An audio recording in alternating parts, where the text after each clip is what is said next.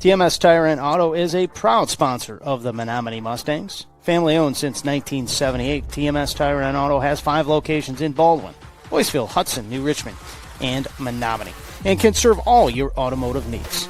Visit us online at tmstireandauto.com or call us at 715-235-9119 to schedule your appointment today. Go Mustangs! Smiling is how you share joy and happiness with the world. So when our children needed orthodontic treatment, we wanted them to have the best experience possible, which is why we chose Crystal Orthodontics. The personalized braces and Invisalign treatments fit easily into our active schedules, and the care we received was outstanding and even fun. Their new smiles are amazing, and Crystal Orthodontics definitely earned our trust. There's nothing better than seeing our kids share beaming, confident smiles in all of life's moments. I can count. On Wisconsin Credit Union. Wisconsin Credit. Wisconsin's. I can't do that one. But I'm going to do it. That's going to be tough to beat. I'm trying to think of what I want to say. I'm just screwing up. I'll get one more time. Sorry, we have to start all over. Why is this so hard? What was I supposed to even say? Hard to say, but easy to do business with. Wisconsin Credit Union. You want me to pump my arm when I do it? We're looking at our watches. We want to go home. Good material here.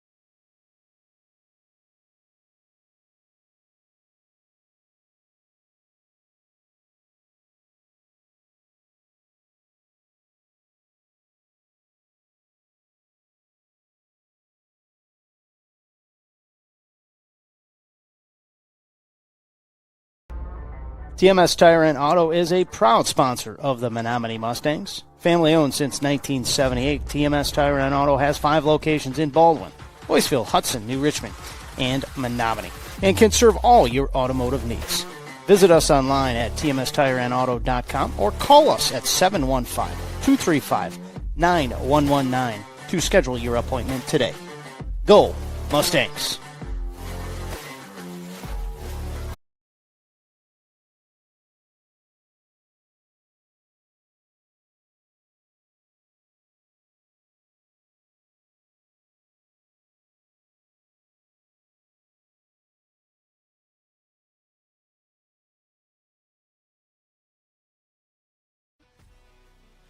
Post-game show is brought to you by our great sponsors, TMS Tire and Auto, Wisconsin Credit Union, Crystal Orthodontics, and 10X Manufacturing. Back on the pregame show, joining us, head coach Mitch Olson for the Menomonie Mustangs. Mitch, last week, first opener in the books, a loss to Wausau West 36-21. Kind of take us through that game. Boy, I don't think you could start a season better. The first play of the game, the double pass for a touchdown after a nice kickoff return. Let's start with that play. I mean, was that something you guys had been working on for 2 weeks? Is that something that kind of last minute, hey, let's give this a whirl? Take us through that process of running that play right to start the game. Yeah, the game was going really good for us from about 7 p.m. to 7:05, and that was kind of downhill from there. That was a play that went in early this summer. And, we had kind of repped it throughout the summer. It's something that our players were really excited about. We had a good feeling that it would probably hit right away and get us rolling well. So there was a lot of time and thought put in by some coaches to that play. And, obviously it worked quite well. It's a great way to start off the season. We've got to get better at everything else that followed.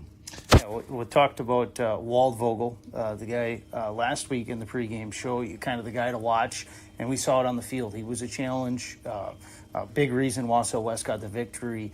What did he do and or his team do so effectively that he was able to get in the end zone 4 times? Yeah, obviously, he is a talented back, but we're going to play numerous talented backs throughout the year. We've got another one that is going to be a handful tonight in Bankston. We had 2 missed tackles in the first half, and then we had about 20 missed tackles in the second half. So number one, we need to tackle better. Then after that, we need to make sure that we're in the right place, but we got to get off blocks. So our block destruction needs to improve, and then when we get there, we need to get him down on the ground. And that's going to be something that, is an emphasis for us, not just tonight, but throughout the rest of the year. Yeah, we saw DJ Butler, apparent pretty serious injury here, got carted off the field. Can you give us, just the general public, some information how he's doing? Yeah, he's getting better each and every day.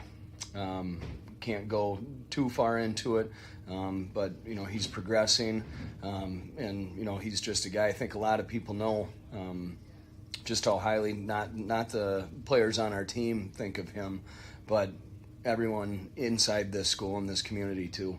He's just a charismatic, infectious personality, just a giant ray of sunshine really wherever he goes. So we're going to miss him on the field this week, but he's still going to be a part of our team, in the leadership qualities, the work ethic that he can show to other people.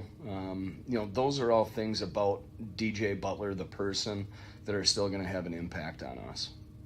Now let's shift gears here to the opponent, DC Everest. Last week, Chippewa Falls handled them pretty well, 50-22. And the one thing looking at that stat sheet, Chippewa Falls almost 500 yards of rushing on the Everest Evergreens. Obviously, you got film to study now through a game. Tell us what you see for them, maybe some opportunities you guys against the Evergreens. Yeah, they struggled with Chippewa in the run game. Part of that is because Chippewa's really good up front. They have some talented backs and some big athletic linemen. With that being said, DC Everest does have some very talented players. They're returning number 95, Kleinschmidt. He was the Valley Defensive Player of the Year last year as a junior. He took second place at the state wrestling championships. Another good player that plays interior defensive line for them is number 97, Hatinga. Those two guys they have a lot of experience, and they're very talented high school football players. The other side of the field that we're going to see, there's a sophomore and a freshman. They are going to get better and better each and every week throughout the season. I think you could maybe see a little bit of the growing pains for them last week, but it's really obvious the caliber athletes that those guys are, and they're going to play a lot better this week, and we need to be ready for it. Well, appreciate your time here in the pregame show. Good luck this evening, and we'll talk to you next week. Thank you, sir. It's good talking to you. We'll continue on Mustangs TV. Well, right back into it here in our pregame show here. We're going to run down our starters, and as we do all year, we are going to do defensive starters on the road, offensive starters at home. So let's get into those starters as Joe will get that graphic up on your screen here in just a minute. Let's start up front. One of the defensive linemen, 6'2", 175-pound junior, number 61, John Gray. John Gray was our Dun Energy lineman of the game 1 week ago. Nose guard, a 5'5", 170-pound senior, number 52, Grant Niggin. Another defensive end, a 6'3", 180-pound sophomore, number 80, Parker Behrens. Linebackers for this evening, we'll start on the outside backers. Number 85, a 6'2", 172-pound senior, Hawkins Anderson, 5'11", 162-pound junior, number 1, Everett Paulson is your other outside linebackers. Inside linebackers, 5'10", 172-pound junior, number 5, Kellen Turner. 5'8", 170-pound senior, number 22, Easton Anderson. Now in the defensive backfield, we'll start with the cornerbacks. 5'10", 160-pound senior, number 7, Reese Burt. 5'10", 175-pound senior, number 21, Oliver Lugo. Safeties, 5'9", 150-pound senior, number 33, Aiden Anderson. And a 5'10", 172-pound junior, number 11, Carter Goodman. Joe, I don't know if we have keys to the game in time here before we get to the national anthem, but you can chime in on those. Otherwise, we will get to them right after the national anthem. Go ahead, Joe. Well, I'll get started, and I'll stop if need be. But it's a beautiful night here in DC Everest. Uncommon opponent. I think, Chad, you had said on the way down here, only this is the third time third these teams have matchup played? Of all time. Yes, first that's our game news. First time since the 50s? 1958 was the last time these two teams matched up. So, yeah, it's been a hot minute. That's for sure. And like Coach Olson talked about, big loss, DJ Butler. DJ, if you're watching, we wish you well. Hope you have a quick and speedy recovery, get 100% healed. But anytime you have a loss like that, it's a big adjustment. But we'll take a pause here for the national anthem. We'll come back with keys to the game.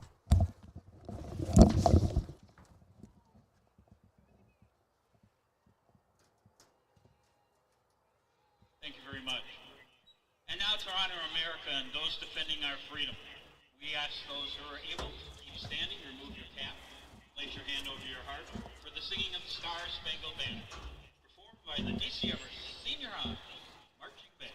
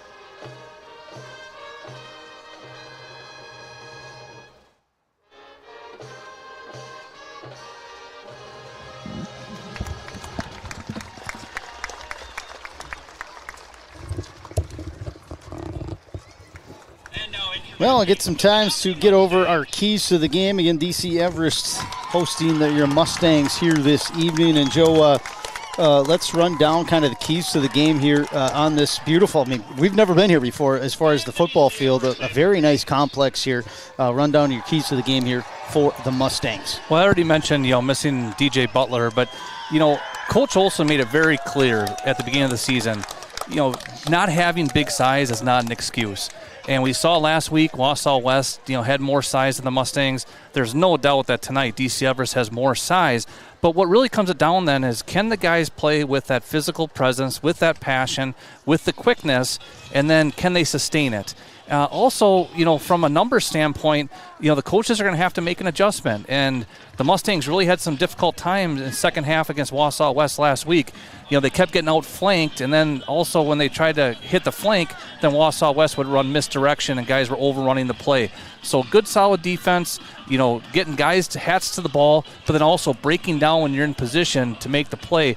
Mustangs are going to have to play a really good game on defense tonight, and then hopefully strike some gold like they did at the start of last week's game. Yeah, that's right. Well, the trick bag was a bag of tricks, I should say, was pulled out right to start this season, and Mustangs, actually say Everest won the toss. They deferred, so the Mustangs will receive to start this game. So we'll start with an offensive drive. Again, all offensive drives sponsored by Bill's Distributing this season. Kickoffs, Menomonie kickoffs are sponsored,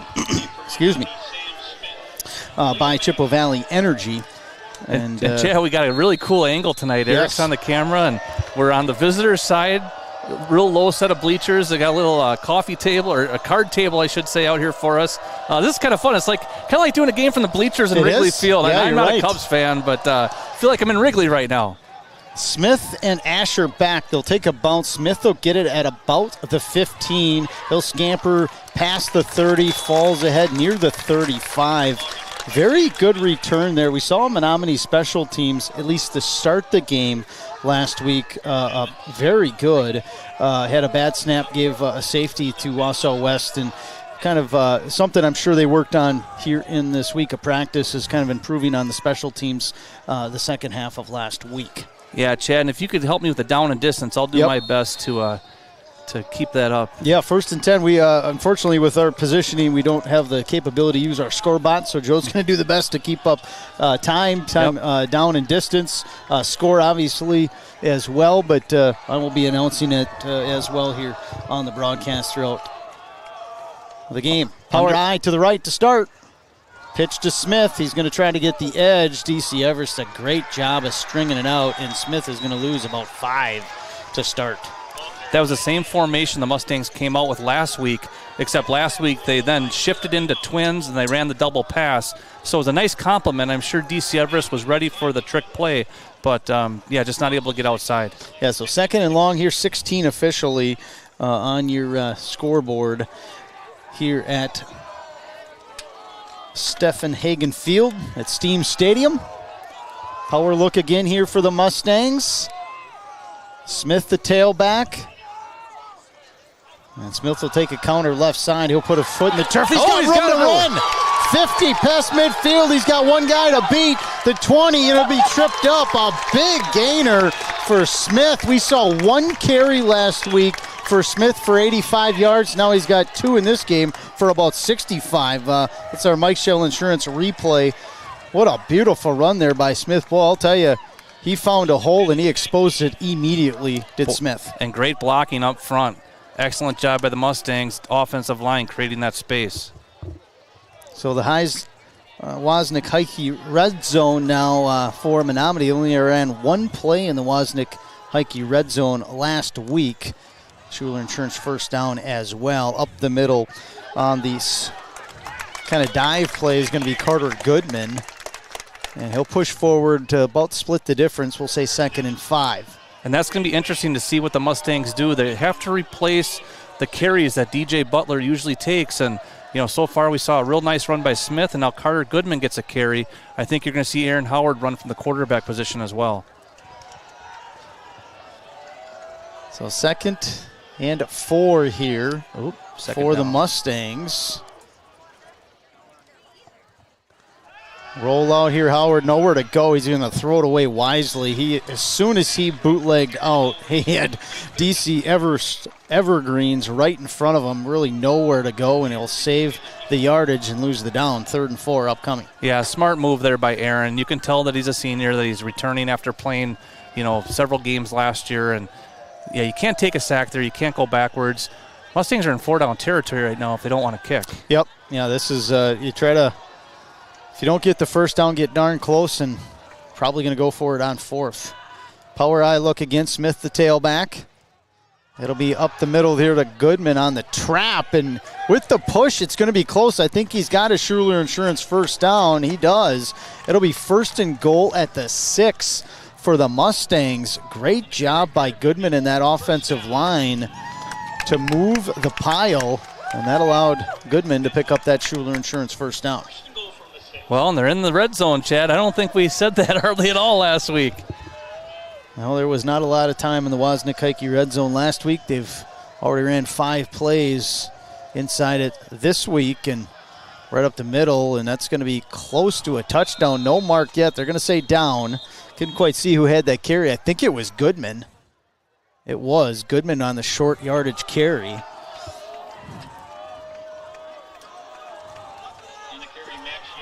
Actually, correction, make it Max Yeager on the carry.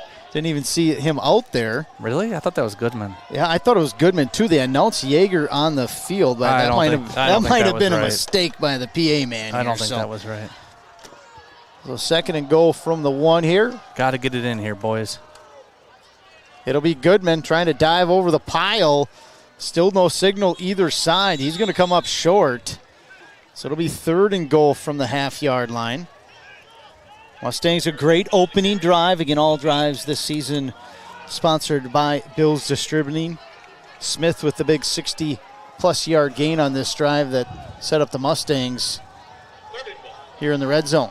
Boy, they got to be about as close as you can get. How about a quarterback sneak? That football is, if that's not on the end zone, it's about as close to the end zone as it can be without being over. I think Howard should sneak it. Well, pitch to Smith. He's going to put his foot in the ground and drop in the end zone. Mustangs on the board. 3.5 minutes in. They're up 6-0. All season long, Mustangs touchdown sponsored by Kai Chevrolet. BYC Kai's for the best buys. And Joe Kai's happy birthday today. And I'm sure Joe is happy to celebrate with a Mustangs touchdown. Yeah, so Smith is rewarded from 1 yard out after his big run on this drive. So he'll touch pay dirt 2nd time this season. And Paulson out there.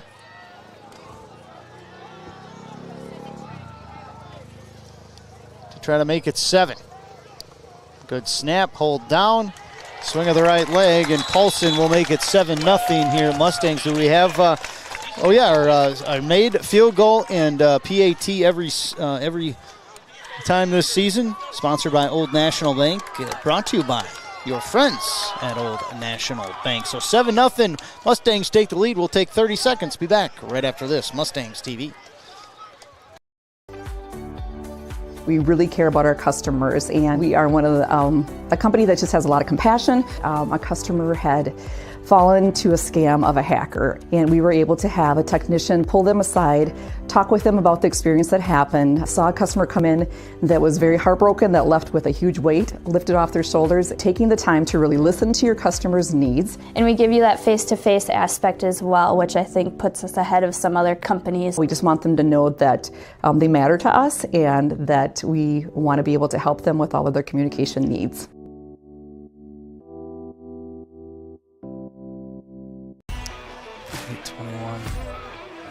Back with you here from Stephen Hagen Field at Steam Stadium. Mustangs, a great opening drive. Punched one in the end zone here. Paulson will kick it away. All kickoffs sponsored by Chippewa Valley Energy. The Mustangs are fueled by Chippewa Valley Energy. Contact Chippewa Valley Energy for all your fuel and propane needs. Yeah, great start for Menomonie.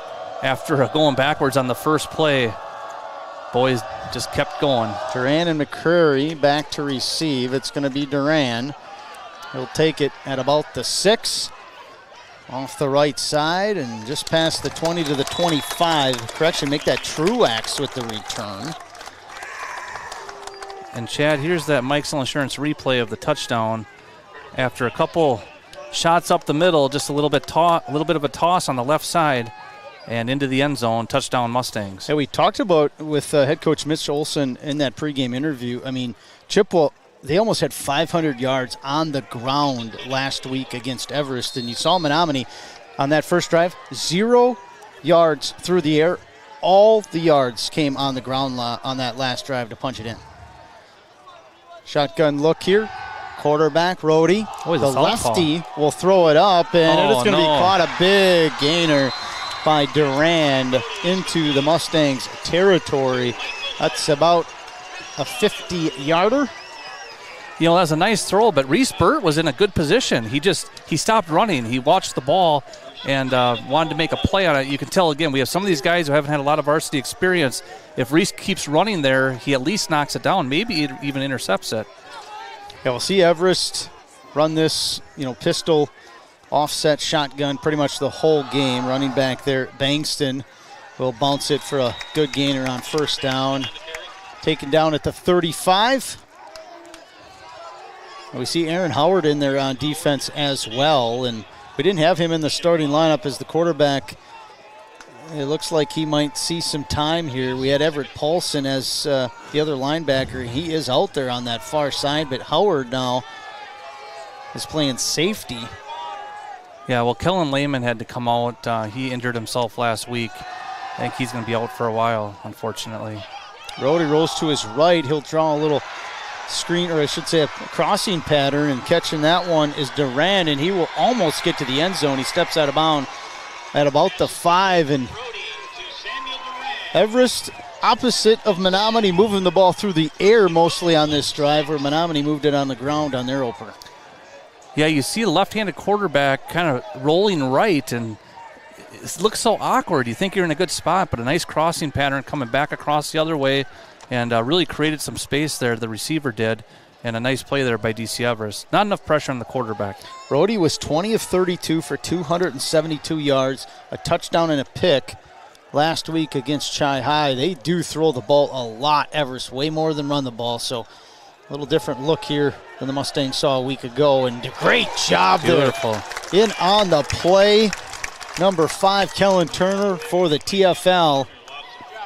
Loss of 3 officially on the scoreboard. It's going to be second and goal from the 9.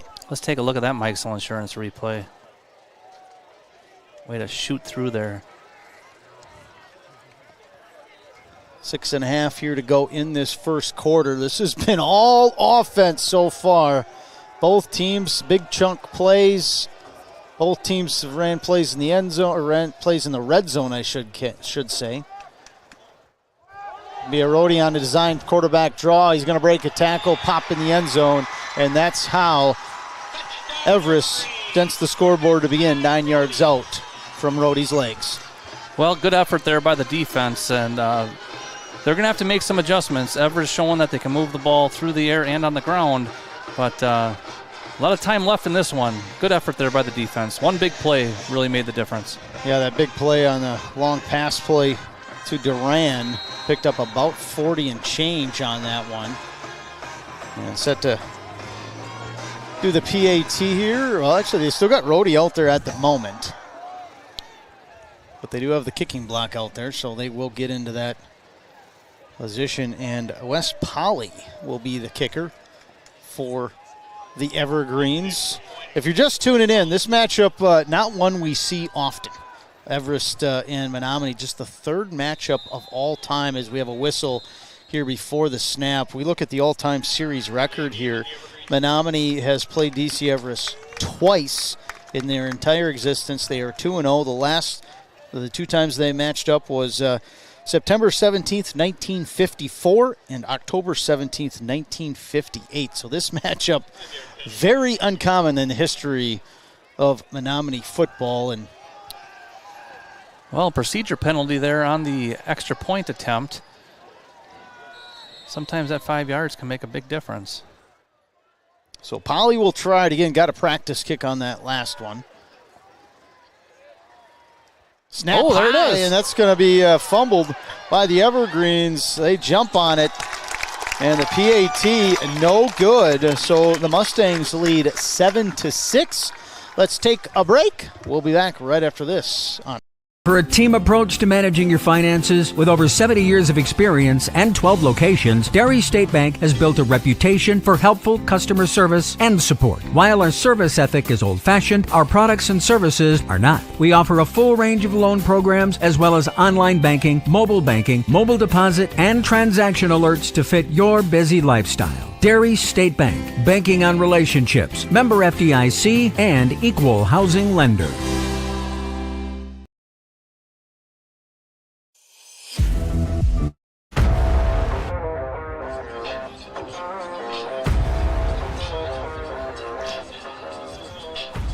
Mustangs TV, Chad Zutter, Joe Zadowski, Eric Zadowski with you here on the broadcast from DC Everest near Wausau. Beautiful field here. Stephen Hagen Field at Steam Stadium. Mustangs scored on their opening drive. Evergreens answered just a couple minutes later. And Joe, it looks like this might be a high-scoring affair unless these defenses start making some plays. I mean, there was big chunk plays on both sides there, on both offenses to start this game. Well, again, you're talking about an uncommon opponent for both teams. Also, second game of the year, so I'm sure the offense is starting to catch up to the defense. Menomonie dropping back a little early here. Oh, they were... They're going to do an onside kick. Look at this. Ball loose out on the field. And I think Everest has got it. We're waiting for the call. They're jumping over there. It is going to be DC Everest. Number 20 recovers it. I don't know what I don't we'll be even able have to a see number 20 on the roster here. Try a replay. It's so far on the other side of the field, can't really see much. But boy, what a gamble there by head coach Braden Mitchell, and it paid off. So short field here for the Everest Evergreens. Kind of stole the possession there. Going to see if they can take advantage. Trips near side here. Well, they kind of lined up like they might onside. Then they spread out, and the Mustangs dropped back, and that's when they dinked it in there. Creative special teams there, played by DC Everest. Bankston will take the carry. He's going to get it right on the end on the right side. It banged up at about the 50, but he'll fall forward. Will be marked right at about midfield. First down pickup of about 6. Easton Anderson on the tackle for Menomonie, senior linebacker, wearing number 22 out there. And we saw the Evergreens a lot through the air on that first drive. An empty backfield now for Rhodey, the lefty, as far as the quarterback. And he's been able to move Rhodey quick out. That's open to Duran. He'll pick up a first down and more. He'll be taken down at about the 38-yard line, but an easy pickup there for the Evergreens. And that Duran is starting to cause some problems for the Mustangs. I think he's got 3 catches already. He's got to be closing into about 60, 70 yards. Yeah, pretty good pressure up front by Grant Nigan. Just the defense was a little slow to rotate over and cover that receiver. Yeah, this is a big challenge here for the secondary for the Mustangs. Everest just loves to throw the ball. Again, last week actually over 30 pass attempts, 32 pass attempts for Ty Rhodey a week ago. Back at it again. He's going to step up. Tough throw right side. And, boy, he had his favorite receiver, Duran, open, but the pressure allowed Rhodey just not to get it there. And I think without that pressure, that might have been a touchdown, Joe. Yeah, very good pressure by the defensive line. I think that might have been Hawkins Anderson coming through there. And I'll tell you, DC Everest is lucky. That one floated up there in the middle of the field. And Mustangs defensive backs, they were looking to pick it, just it fell in a safe area, I guess. It's like the game the kids play 500. That was almost a 500 pass. He almost just threw it up, yeah. Luckily, Everest gets another opportunity here first. Lucky for who? Second and 10. Yeah, lucky for them. With the carry this time is McCrary. McCrary really nowhere to go. And they're going to actually mark him for a loss of a yard or two. So defensive line for the Mustangs. Pressure on that last one, holding up the runner on this one. 2 good plays for them. Yeah, that was Hawkins Anderson again. So Sutherland come out. Gray in defensively here for Menomonie. I think I saw Ryan Rude check in too, maybe. Yeah, 3rd and 11. Mustangs, good opportunity here to maybe get Everest off the field. Probably 4-down territory for the Evergreens. Roll out right, Rhodey, the left-handed quarterback. Lots of time. Finally, he's going to try to hit a crossing pattern. Does, first down. Coming back to the football was West Poly, and that's why it was completed. That will move the chains into red zone territory here for the Evergreens. Yeah, Easton Anderson came in on a blitz, and he wasn't able to get home. Nice job by the offensive line. I think they even kept a running back in to help block that one. And then it really just came down to a contest of trying to stay on the receivers, and DC Everest has some pretty quick receivers. Yeah, any defensive coordinator will tell you, cornerbacks, the longer they have to cover, the more advantage the offense, and just had a lot of time there, Rhodey did. Getting on the outside. Bankston breaks a tackle and falls down near the 10-yard line. They'll mark him officially at the 11, so 3-yard pickup on first down, make it 2nd and 7. I like that the Mustangs defense is changing it up a little bit.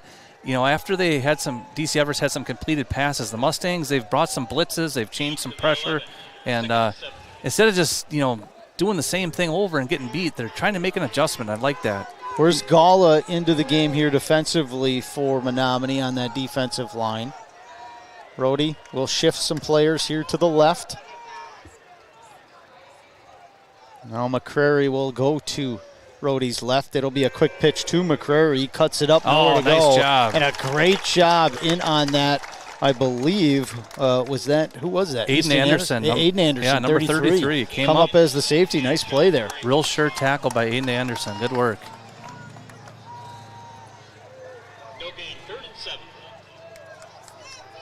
Well, a big 3rd down here, Chad. Yeah, if you can make it 3rd and long, no yardage here, you might try to hold them to a field goal. Don't know the kicking game as well there. Or they, more likely, Everest might just go for it regardless of this play. How about a pick 6? That would be nice. Rhodey. Lots of time. The roller was left off his back foot, almost picked off, and is that caught? They're going to say incomplete. I don't think anybody had it in possession as it was going out of bounds, but that was almost picked off by Aaron Howard. Looks like he had his hands on it. And then the intended receiver there, Duran, I thought almost stole it back from him, but I think by the time he got it, he was out of bounds, luckily. I think that was a good call. I think it went from looking like an interception to a completion to an incompletion, and I think it was a good call. So, yeah, they're going to go with the field goal here. West Poly out to attempt the field goal. It's going to be officially a 21-yard field goal. Or correction, make it 26-yard field goal.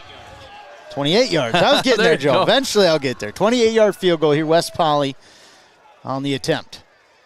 Snap on the money this time. Poly, the swing of the right leg. It's got the distance, and it's good. Your score now 9-7 after the 28-yard field goal through the uprights here for Poly. We'll take a break. 30 seconds. Mustang.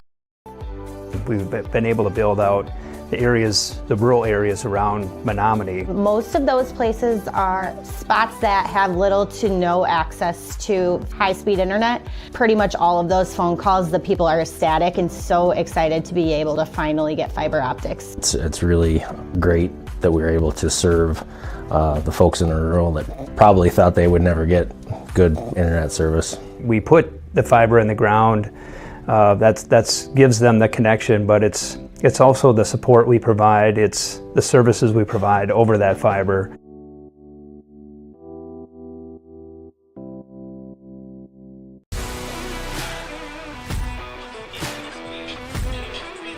Chad Zutter, Joe Zadowski, Eric Zadowski back with you here on Mustangs TV. This is one of just 3 Big River schools playing tonight. We saw a slew of them play last night as well, and we'll get our point of beginning out-of-town scoreboard. Obviously, for scores tonight will be a little less than normal, but we'll have some finals there from last night around the BRC as well. Yeah, we've been playing on those on the ticker, but Eric can fill us in once in a while on the Rice Lake game.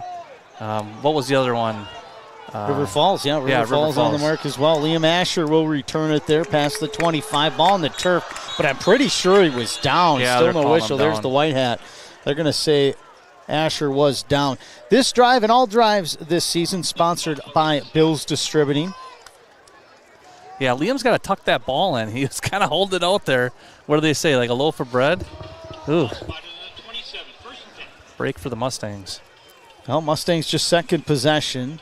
Everest stole one on that onside kick, and we're able to get 3 out of that possession. That's how they lead 9-7 at the moment. Mustangs, one big run on that first drive by Smith, set up their touchdown about 6 plays later. So that power look here for the Mustangs. Yeah, Sam Smith in the backfield once again for the Mustangs. Call of a shift now into shotgun, and it's going to be empty backfield with trips here to the right for Howard. Step back, quick pass outside to Smith. He'll drop it. Incomplete, second down. Oh, Everest was right on that one, but a good idea there by head coach Mitch Olson. He is calling the plays this year. Mitch Olson, the new head coach for the Mustangs. We've seen him a combo of running plays in. Sometimes Howard, if he's close enough, will just come get the play from head coach Mitch Olson. One or the other, and still no huddle, in the game other than at the end of the first half, end of the second half. We've seen for the Mustangs mostly huddle here from head coach Mitch Olson. Love seeing the head coach calling one side of the ball, either offense or defense. Carry there by Smith. He'll get up to about the 30. That'll cut it to 3rd and 6. Or correction, make it 3rd and 8. Yeah, Mustangs head coach hasn't called offense or defense the last 5 years. Prior to that, Coach Labuda, he called the plays for 30 plus years it was. I can't remember exactly how many, but the master. 32, I believe. Okay. If my recollection remembers here. Well, so. And Hall of Fame coach Pat Bundy calling the defense for a lot of that. Shift into that empty again. Trips here on the right for Howard, and he'll hit Asher on the far side, who is left alone. That should be enough for a Schuler Insurance first down. We're waiting for the official mark, but there it is. They're going to move the chains. Schuler Insurance first down for Asher on the reception. And pass also sponsored by Advanced Electrical and Mechanical. Thanks for the reminder, Joe. You bet. We didn't see that in the first drive. It was all on the ground for the Mustangs on that first drive. Well, the guys up front, I think, are getting more comfortable working together. Again, you got Schaefer, center, snapping the ball. Goodman will take it on the dive, about 3 yards, and then it'll be pushed back, but a good gainer there on first down. Yeah, just a real simple fullback dive, and that really keeps those linebackers honest. Under a minute to go here in this first quarter. Starting to cool down here as the sun goes down. Very nice evening here for high school football. It really is. What a beautiful night. Power eye set to the left here now for Howard and the Mustangs. He's going to pitch it to Smith, trying to get the edge. And he does. He'll cut it up past the 45, drops down to the 50. It should be enough for a first down. However, we have our first flag of the game, and that's right in that area holding. This may come back. We'll wait to see. Everett Paulson kind of pancaked his guy, and I think they might have said that he got too much of him. Yep, they're going to officially call a holding on the Mustangs, so wipe off that Schuler Insurance first down, and the Mustangs will go back to a 2nd and long. I was a little ahead on the clock, so I'm getting it down to that 28 seconds. Now it matches the scoreboard. And what do we got, 3rd and forever?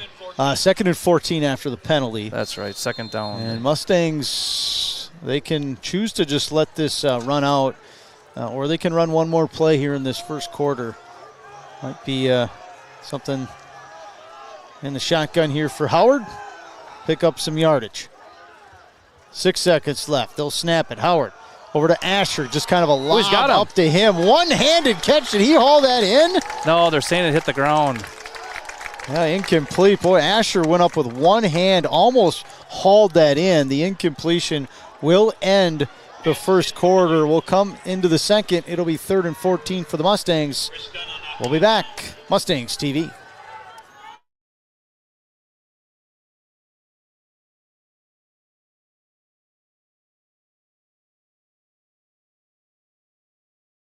Denny's, because I like the way they customized our appliances to the way we cook. We got refrigerator, freezer, dishwasher, range, and an oven, and also a microwave, and then also our washer and dryer. We love the quality of the products. Thermador is top of the line, looks great, never have any problems with it.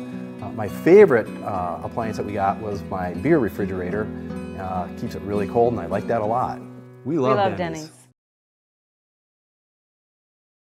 For a team approach to managing your finances with over 70 years of experience and 12 locations, Dairy State Bank has built a reputation for helpful customer service and support. While our service ethic is old-fashioned, our products and services are not. We offer a full range of loan programs as well as online banking, mobile deposit, and transaction alerts to fit your busy lifestyle. Dairy State Bank, banking on relationships, member FDIC, and equal housing lender.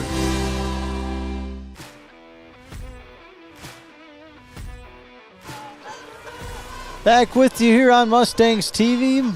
Menomonie will have a 3rd and 14. Let's run to our point of beginning out-of-town scoreboard. I know Eric's got some updates. Shoot them there, Eric.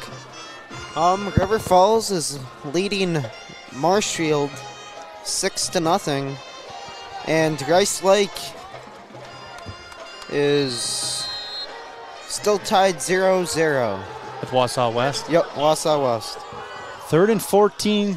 Howard in the shotgun. Smith off to his right. He's got 2 receivers up top. That's where he looks. Fastball to Asher down low. Asher gets it. He's just short of the first down. But that's going to make decision time here for head coach Mitch Olson. You got about a 4th and 1 near midfield. And the offense stays on the field. And we will see here. Nice completed pass there by the Mustangs. Yeah, completed pass sponsor, again, Advanced Electrical and Mechanical.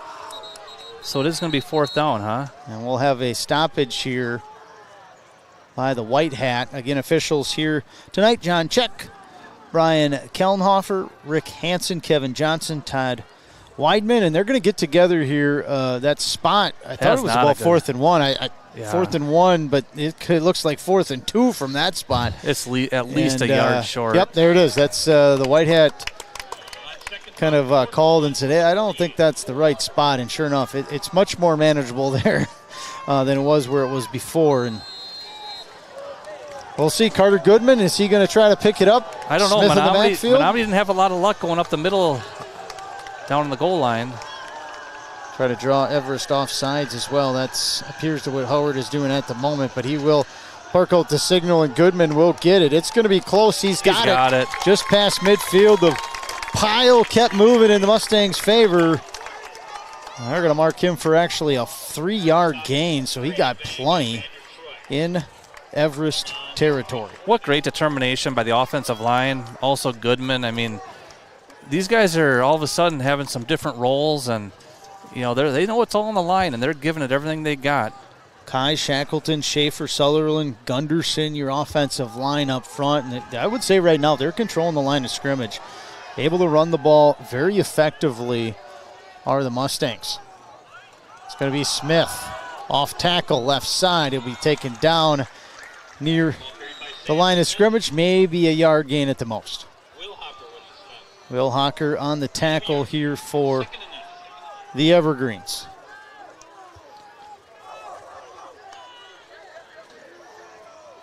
Head coach Mitch Olson from La Crosse Central. He spent 5 seasons there. 32-20 was his record. Got Liam Asher on the near side here. Also number 11, Carter Goodman in the slot. Howard barks a signal. He'll hand it to Smith, who's going to try to cut it right side. Really nowhere to go. Defense for Everest, a great job of just stringing the runner Smith out, and then they filled in the gap to make the tackle for no gain. So 3rd and long here for the Mustangs. They mark him back a yard, I think. Yeah, they're going to actually, yeah, you're right, Joe. They marked him. They're going to say he didn't even get back to the line of scrimmage.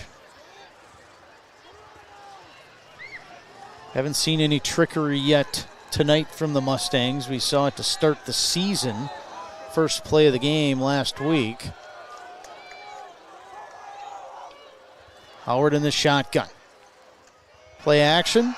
He's going to roll to his right under pressure, and he's going to tuck it and run, picks up a couple. And we'll see what head coach Mitch Olson decides to do. Is he going to try to play that field position game, or is he going to gamble and go for it here and try to pick it up? And 9 minutes left in this first half. It's a long way to go. Yeah, offense stays on the field, 4th and 9. This might be one where you just maybe you can get them to jump and more manageable on 4th and 4 potentially, or even you just take the penalty and punt it away. We'll see. Last year, Howard did that quick kick a little bit too. Yep, that's right. That's another option, and he's pretty deep in that shotgun. And there's no returner, obviously, on the field for Everest, so this could be a quick kick. Nope, run on play. And to Asher. Oh, early. No penalty on the play, and Menomonie fans, the coaches in front of us, all with their hands in the air, palms up. They wanted some contact there before the pass got to Asher. No call. Turnover Mustangs on downs. That looked a second early to me. Little biased, of course. More than a little. So now third possession here for Everest. The last two now are starting right at midfield. They got that recover of the onside kick and now the stop on downs. And Everest with a 2-point lead in the football. Brody, the southpaw for the Evergreens in the shotgun look. He'll roll to his left. Plants his feet, throws a dart. That should have been intercepted, was it? Just hit the turf. There to almost pick it off was Paulson, but I don't know who Rhodey was intending that to go to, but he missed his target nonetheless. Yeah, I think Everett just didn't see it in time. Kind of dropped into that zone, and that was a golden opportunity. That'd be a great way. Mustangs, I don't think, did they cause a turnover last week, Joe? I don't think they did, so they're still looking for their first takeaway here. I think on they the did defense. Right before halftime, down at the goal line. You're right. A fumble recovery, yep. So just one takeaway here for the Mustangs. Still no interceptions, however, and I think if you're going to get a turnover the way Everest plays, it's most likely going to be through the air. On the carry here is McCrary. He picks up a couple. Again, these Evergreens, their offense is majority aerial, as their quarterback, Rhodey, loves to sling it here for the Evergreens. Boy, Aaron Howard came up hard on that one also. I think Kellen Turner in on that tackle. Nice job there. So 3rd and 8. 3rd and 8 here for the Evergreens. Mustangs trying to get them off the field. Rhodey in the shotgun. Just a straight drop back, setting up a screen. Intercepted by Anderson at the 40, the 30, and he's going to be taken down. Easton Anderson sniffed that out, stepped right in front of it, and there's your first interception of the Mustangs this season. Chad, you just had a great call. You talked about the Mustangs trying to get a turnover on the interception, and let's take a look at that Mike Sell Insurance replay. Easton Anderson. He sniffed that out. You couldn't have read it better as a linebacker. And he stepped right in front of that screen pass. A huge momentum swing here for the Mustangs. Where's his dad, Nate? I'm sure he's standing pretty tall right now. Well done. Yeah, I could probably credit that one, Joe. Film study. There's your film study right there. When you read a play like that. You called it. We get time. Let's real quick. Yeah, look at Easton. Look how deep he comes from. He's dropped back in that linebacker spot. And there he goes. He read it. Oh, man, what a play. They're going to teach a linebacker how to play a screen. You're going to use that as an example right there. Howard under center. Goodman on the trap, and he fumbles it right back to the Evergreens. Oh, my goodness. So one play, and the defense is back out on the field, and they're fighting for it still. I don't know. It sure looked like the Evergreens popped on it right after Goodman dropped it. He was kind of punched out, but the officials still no call. They were really fighting at the bottom of the pile. Looks like it's going to be Menomonie's still no ball. Call. That's a huge break for Menomonie. Wow. Let's see if they can take advantage. So it's going to remain. I'm sure the defense is really happy. They want a break here. They just made a big play. You want to take some time here to take a breath. And so he got a couple yards in that too. Yeah, that was a good pickup on first down. 3 yards, I think. We in the red zone? Almost. just on the edge of it here, the Wozniak Heike red zone. Smith will get in that red zone, however, for a couple yards. Flag. There comes the yellow hanky. That'll probably put the Mustangs right outside of it. Well, and such a quick turnover. I don't know, do we get a chance to announce the Bills distributing drive? No, offensive drives. Again, all offensive drives sponsored by Bills Distributing. And that penalty will send back the Mustangs here to the 30-yard line. So they'll make it second in quite a ways here. 16 officially. Mustangs got to work on picking up chunks here to move the chains at the moment. Howard directing traffic. Lyman in their three-point stance. Quick screen to left side. Oh, nice play. And a great job there. Good blocking by Asher. There was a one-on-one there for Goodman. And he picked up about back to the original line of scrimmage. Nope, correction, make that a couple yards short. And all completed passes sponsored by Advanced Electrical and Mechanical. Just a little pitch and catch there. Nice job by Aaron Howard and Carter Goodman. See if the Mustangs can split it in half here. 3rd and 13. 6.5 to go here in this first half.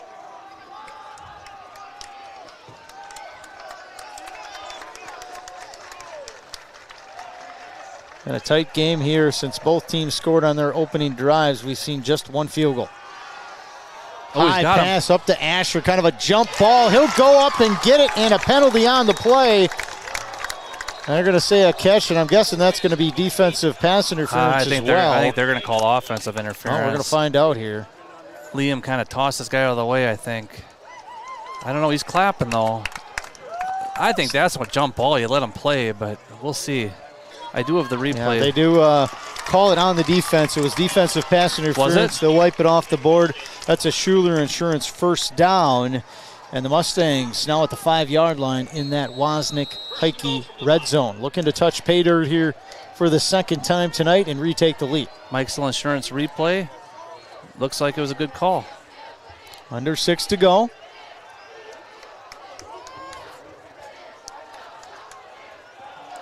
Under center, Howard.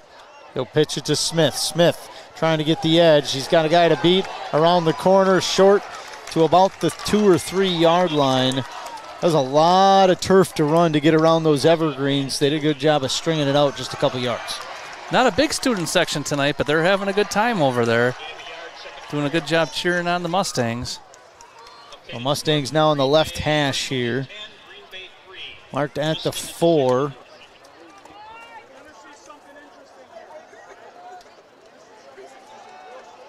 Quick snap and into the end zone there. Great patient running by Goodman, and the Mustangs retake the lead 13-9. We'll see what the Mustangs choose to do here in the PAT or two-point conversion. All season long, touchdown sponsored by Kai Chevrolet, BYC Kais for the best buys. And again, happy birthday, Joe Kais.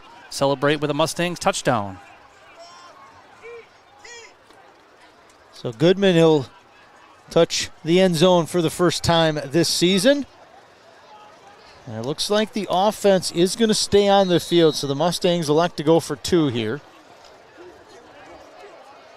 Try to make it 15-9. Make it a 6-point lead. Empty backfield here for Howard. And he's going to throw it incomplete there, as that was intended for Barron on kind of a tight end curl, you would call that. But Mustangs, a nice drive after the Easton Anderson interception. And do we have a Mike Sell Insurance replay there, Joe? Go ahead. We do. The Kai Chevrolet touchdown. Right up the middle. Mustangs take the lead.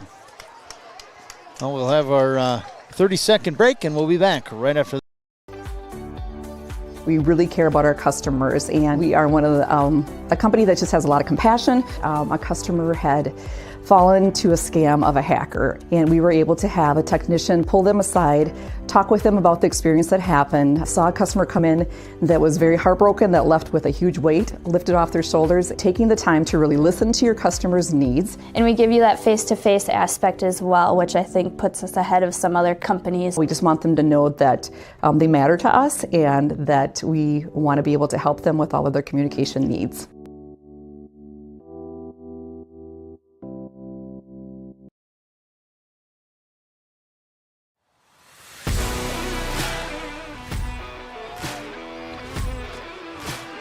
This Mustangs kickoff is fueled by Chippewa Valley Energy. Contact Chippewa Valley Energy for all your fuel and propane needs. Everett Paulson set to kick it away here for the Mustangs. Back to return here is McCrary.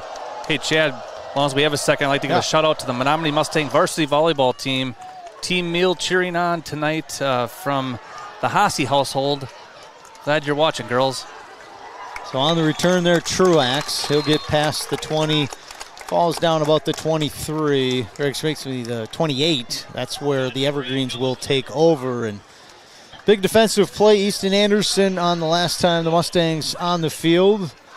We almost saw Goodman fumble it on the next play, but Mustangs got a break, got it back, and they were able to take advantage of that Easton Anderson touchdown, or excuse me, interception with a touchdown by Carter Goodman. Boy, Chad, if you had 100 squares pool and you had the numbers 3 and 9, yeah, it'd pay well. You got to feel pretty good about halftime coming up here. Trying to get the edge there is Bankston. He'll cut it up, get to the 30, and that's where he's taken down. So what is that? Evergreens, not a whole lot on the ground, mostly an aerial attack from this offense. Rhodey, their quarterback, not afraid to throw the football at all. And he's got receivers, good ones in Duran, who we've seen been effective here early on. Polly, Truax, Johnson, all guys that can catch the ball. McCrary as well. And just as I say that, they stay on the ground, and there will be a penalty as Bankston gets near a first down, but that's right in the area of holding, most likely going to be coming back. Eric, do you have another score update? That are out of point to beginning out-of-town scoreboard. Go ahead, Eric. Yep, I've got a couple. Marshfield retook the lead, so they're beating River Falls 16-6, and Rice Lake is beating Wausau West 8-6. So the officials here still look like they're getting. So, Chad, a lot of blowouts last night. Yeah. You know, that point of beginning out-of-town scoreboard, but tonight, all 3 games pretty close so far. Officials still haven't moved the ball here. Finally, they're moving. I'm not sure what they were waiting for. DC Everest was coming out of their I huddle. know, they were about to run up. Like, keep that ball right there. We'll take it there. And I'm like, the ball's got to go the other way for a holding penalty. Finally, they move her back here, and it's going to be second and long for the Evergreens. So second and about, what, 16 or so? They got 15 on the board. We'll go with that. Okay. And Rhodey, empty backfield in the shotgun. He's going to step it up on the quarterback draw and breaks one tackle, and he'll be stood up by a couple linebackers. Anderson, one of them. And the other one in there, Hawkins Anderson. So the Anderson connection with the takedown, and we got a Mustang player down on the field. We will take a break. John Gray is the injured Mustangs. We'll be back right after this. Mustangs TV. For a team approach to managing your finances with over 70 years of experience and 12 locations, Dairy State Bank has built a reputation for helpful customer service and support. While our service ethic is old-fashioned, our products and services are not. We offer a full range of loan programs as well as online banking, mobile deposit, and transaction alerts to fit your busy lifestyle. Dairy State Bank, banking on relationships, member FDIC, and equal housing lender. Denny's, because I like the way they customized our appliances to the way we cook. We got refrigerator, freezer, dishwasher, range, an oven, and also a microwave, and then also our washer and dryer. We love the quality of the products. Thermador is top of the line, looks great, never have any problems with it. My favorite appliance that we got was my beer refrigerator. Keeps it really cold, and I like that a lot. We love Denny's. We've been able to build out the areas, the rural areas around Menomonie. Most of those places are spots that have little to no access to high-speed internet. Pretty much all of those phone calls, the people are ecstatic and so excited to be able to finally get fiber optics. It's really great that we were able to serve the folks in the rural that probably thought they would never get good internet service. We put the fiber in the ground. That's gives them the connection, but it's also the support we provide. It's the services we provide over that fiber.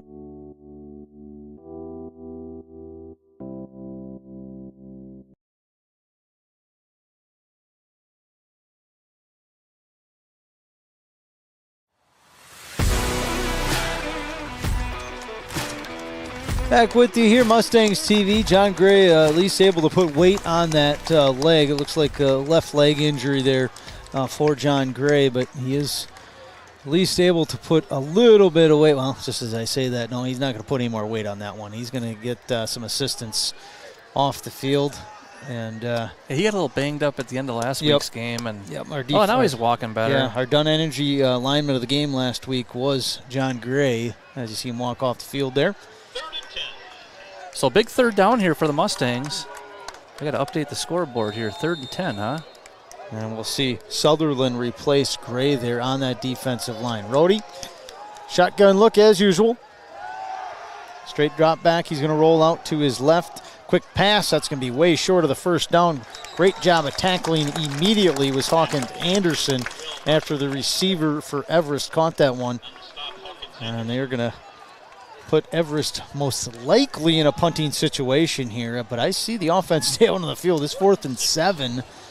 There they come. There the Everest punt unit comes out. We'll see Liam Asher, the returner. And the punter here for the Evergreens going to be Nico Kleinschmidt. Haven't seen many punts this year, Chad.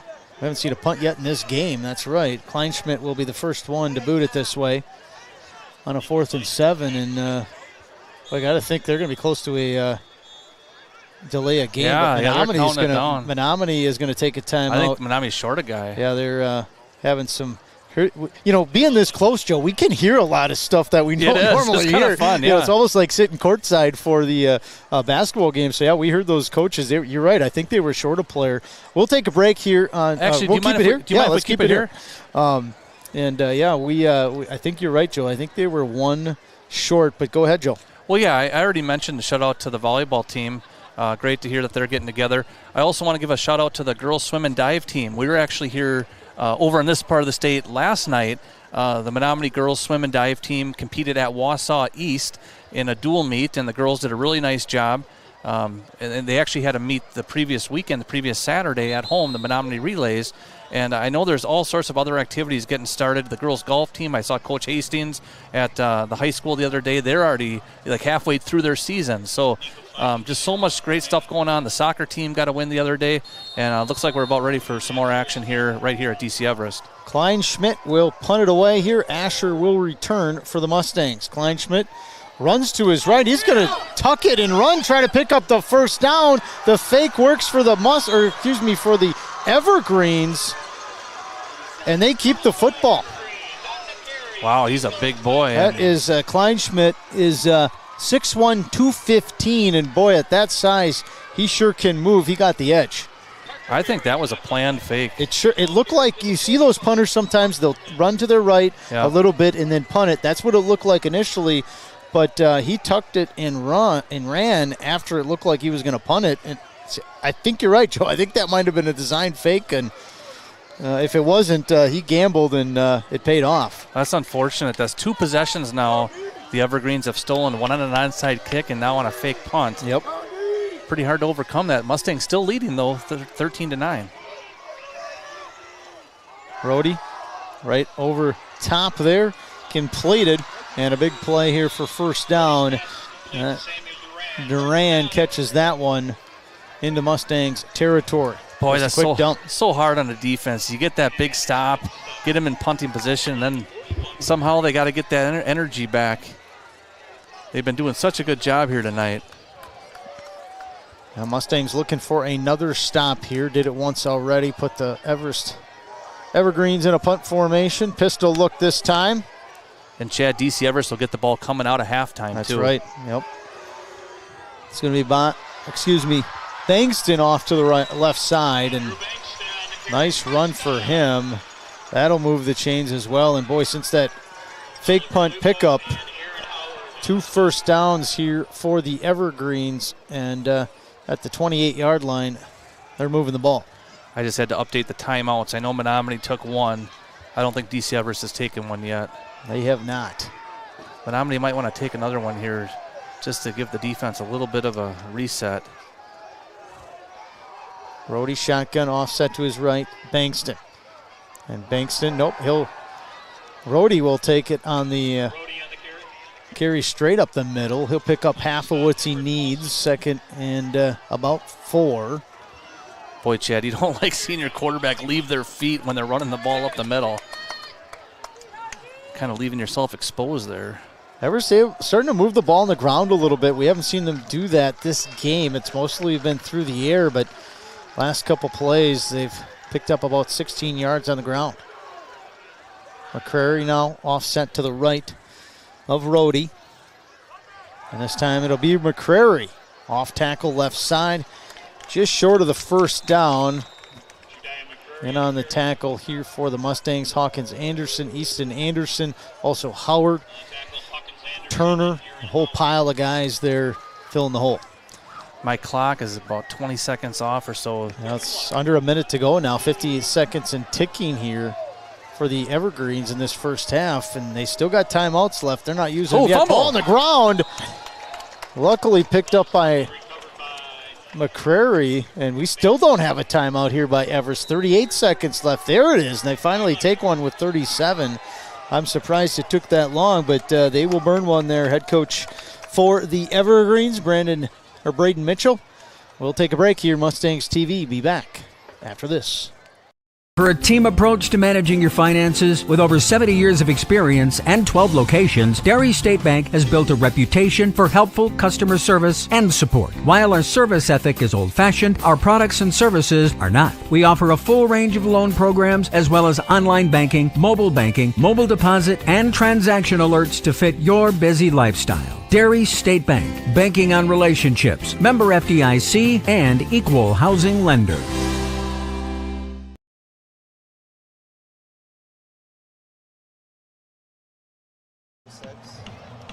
Back with you here, Mustangs TV. 37 seconds on the clock here for the Evergreens. They have a 4th and 4, 37 seconds left. And the Evergreens. Oh, it's 4th down. Coming out of their timeout here. Going to try to pick up that first down. Mustangs going to try to get it back on downs. And it's going to be right up the middle. Should have a first down to carry Bankston. Is that a flag on the far side? What's on the field? I don't see any yellow hankies out there. But must be a towel or something. And now we're going to have a timeout here by Everest, and 22 seconds left. That's where DC Everest will have a first down. And so we're going to take another break here. Everest looking to take the lead into halftime. Mustangs looking to keep it into halftime. We'll be back. Denny's, because I like the way they customized our appliances to the way we cook. We got refrigerator, freezer, dishwasher, range, and an oven, and also a microwave, and then also our washer and dryer. We love the quality of the products. Thermador is top of the line, looks great. A little confusion there. It sure looked like a timeout by head coach Braden Mitchell there. The clock has stopped. I know the clock stops to reset the down. And it says only one timeout left on the scoreboard, too. Reset the to set the down markers, or move the chains. I'm not sure what's going on right now, Joe. This is a little confusing here, and I think head coach Mitch Olson's trying to get an explanation as well. Here we go. Yeah, I don't get it either. Yeah, and they never went over to the sideline. They're winding the clock. They're winding the clock, so that's 28 seconds, and they're going over to the far side here. on the run is Bankston. Will he get out of bounds? I don't see the official on the far side. He is. So Bankston is going to get out of bounds. No, he's not going to get out of bounds, and then whistled for a timeout. So I know what happened. Okay. Explain to the viewers what happened, Joe, because I'm confused. The clock, it said 22 seconds. Yep. They had a clock error, so they moved it to 29. Because it didn't stop on the first down. Right. In doing that, DC Everest was able to get to the line of scrimmage because the clock stops on first down. Yep. And then as soon as the ball was marked ready, they were able to run the play. Ball did not get out of bounds. So now here we are, 20 seconds. And what's the down and distance with 20 seconds to go? We got 2nd and 6 here. 2nd and 2, I'm sorry, looking at where the ball is. Ball is on the 6-yard line. So 2nd and 2 here for the for the Evergreens. And, they got one timeout here. If the Evergreens get a first down without getting in the end zone here, they're going to have 4 downs. I don't know if they'll get to be able to run 4 downs potentially. Going to depend on what happens on this play. I'd throw it if I were them. Big 4th down here. And, second and they're going to go in under center. Oh, my gosh, Joe, this is the Evergreens' first time under center tonight. And it's Rhodey, and we're going to have a Menomonie's calling timeout here by head coach Mitch Olson for the Mustangs. Boy, that's one thing we have not seen for the Evergreens all night. Rhodey under center, and we just saw it there. We'll be back 30 seconds. Mustangs TV. Denny's, because I like the way they customized our appliances to the way we cook. We got refrigerator, freezer, dishwasher, range, an oven, and also a microwave, and then also our washer and dryer. We love the quality of the products. Thermador is top of the line, looks great, never have any problems with it. My favorite appliance that we got was my beer refrigerator. Keeps it really cold, and I like that a lot. We love Denny's. Back with you here, Mustangs TV. Mustangs lead by 4. Evergreens trying to retake the lead here with 20 seconds left in this first half. And Rhodey under center for the first time tonight on a 2nd and 2 from the 6.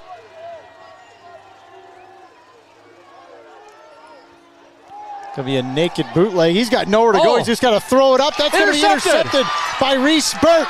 Mustangs will turn it over, and they will keep the lead going into halftime. 2 interceptions here for the Mustangs in that first half. We got our Mike Sale Insurance replay on that Reese Burt interception. Wow, what a mistake. Tried to throw like a little jump pass almost. And Reese Burt high pointed it, and that's a huge stop for the Mustangs. Wow. Yeah, that is going to take your momentum, because you mentioned it going on that drive, Joe, is Everest scores there. They also get the ball coming out of halftime. They would have all the momentum. They could continue that into the second half. Could kind of, have a chance to maybe, if they would have scored there, have a chance to maybe get a 2-score lead. But that is a huge, huge play by Reese Burt here for the Mustangs, and they are going to happily take a knee and take this lead into halftime. Again, our halftime guest, Joe, we'll talk about her coming up here, and why don't you tell us who we're going to hear from at halftime? Yeah, looking forward to it. We have elementary teacher from River Heights Elementary, Carrie Davis. Carrie's one of our veteran teachers in the school district. Her son Max is on the team, so I had a chance to talk to her before the game. She'll be joining us on the other side of our commercial break. Again, Mrs. Carrie Davis from River Heights Elementary. Well, we'll take a break. We'll head her to the locker room. Mustangs lead by 4 over the Evergreens. Be back after this on our halftime show.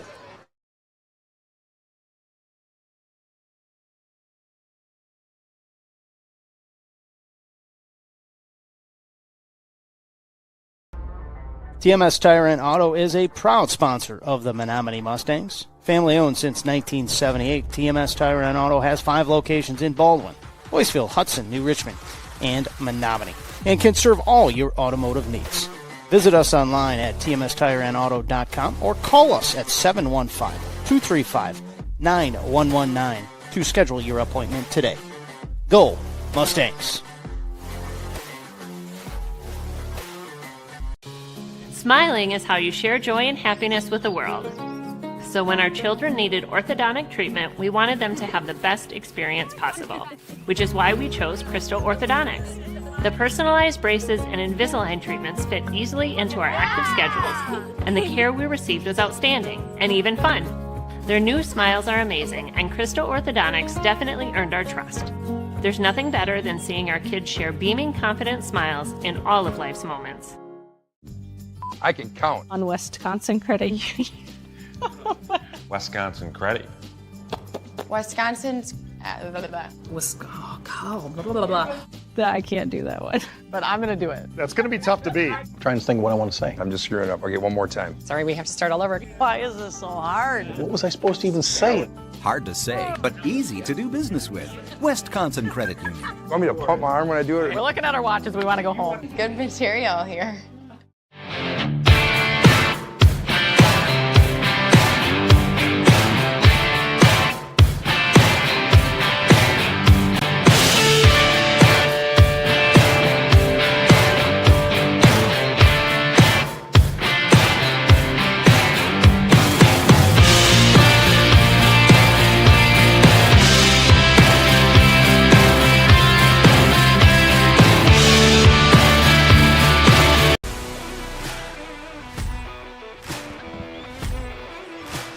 Back with you at halftime here on Mustangs TV, and for our halftime interview, I am going to send her over to Joe. Go ahead, take her, Joe. Hey, thanks a lot, Chad, and I want to thank our guest, Miss Carrie Davis, first grade teacher at River Heights Elementary School, and Mrs. Davis. Wow, what an exciting first half, huh? It has been. It has been. Now, you've been in the district longer than I have. There aren't that many people anymore that can say that. How long have you been in Menomonie? I have been with the district for a little over 20 years. Wow, that's awesome. And yes. over those 20 years, I know you're teaching first grade this year. Any other roles that you've had over those 20 years? I have done kindergarten and first grade, and we've also done a K and 1. Okay, so I've stayed with the littles, yes. Wonderful. Well, I'll tell you what, Mrs. Davis, there's been a lot of excitement this week, the first week of classes in the Menomonie Area School District. As a first grade teacher, what's that like? What are some of your priorities in those first couple days with students? The first days with students are some of the most critical days, some of the best days. I say meet and greet day is always our favorite. Just meeting those families and meeting those kids and seeing how excited and nervous they are coming to school. It really pumps us up and gives us energy for those first couple days. So when you talk about first grade, and it's been a long time since I was in first grade, it's not just playtime, is it? Oh goodness, no! Oh goodness, no! No, first grade is not just playtime. We really zone in on it's really where kids take off starting to read and that double-digit addition. So we're laying the groundwork right now to get those things up and running. But in the first few days, is it mostly about routines, establishing relationships, things like that? Absolutely. Learning the school, learning the kids, ensuring that the things that we have in place are built around the relationships so we can really take off with those academics. Now, you're a parent in the district as well. I am. I know that you have a senior this year. I do, and I have one who graduated last year. Yeah. Yes. And I have an 8th grader and a 3rd grader. Unbelievable. Yes. How did that happen? No, don't answer that. But I mean, how did they get so old? I'm not sure. I'm not sure. We're sending our oldest to college tomorrow. Oh, how you doing with that? She's doing great. Oh, that's wonderful. Yes. But back to talking about first grade at River Heights. Yes. And you talked about double-digit math. What is that? That is when we're adding two numbers to two numbers. So, for example, 28 plus 64.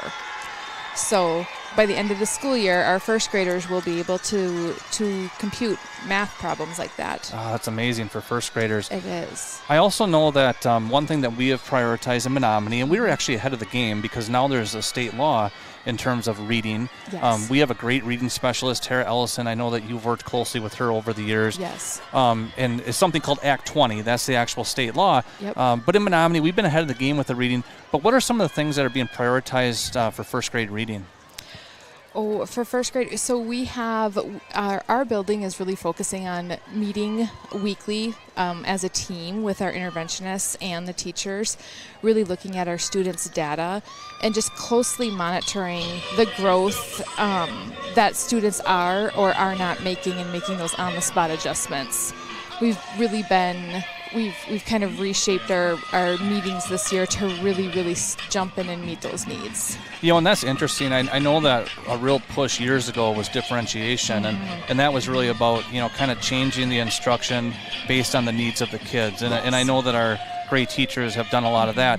But really, the focus is kind of taking that a step further, like you were saying, is not only changing the instruction, but also really kind of changing the measurements and really using that data to drive those instructional decisions. Absolutely. And it is something that we are consistently looking at. It's not just a one-time.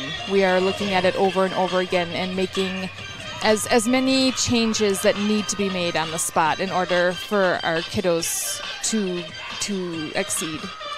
Now, I know that every family's different, and every parent has their own parenting styles, and we don't we don't think it's our job to tell people how to parent. Absolutely. At the same time, being that you are a teacher in the school district and a parent of 4 children through the school district, what are some things that you have found to be, helpful? Like, I know, for instance, for us, for my wife and me, we really think it's important that the kids, get a decent night's sleep. And I know that that's not always possible, especially if there's challenges in the home. But, we've really tried to kind of protect that bedtime the best that we can. Are there any things that you have found to be kind of important? I would really respectfully just challenge families to try and, as much as they can, refrain from the screens. Yeah.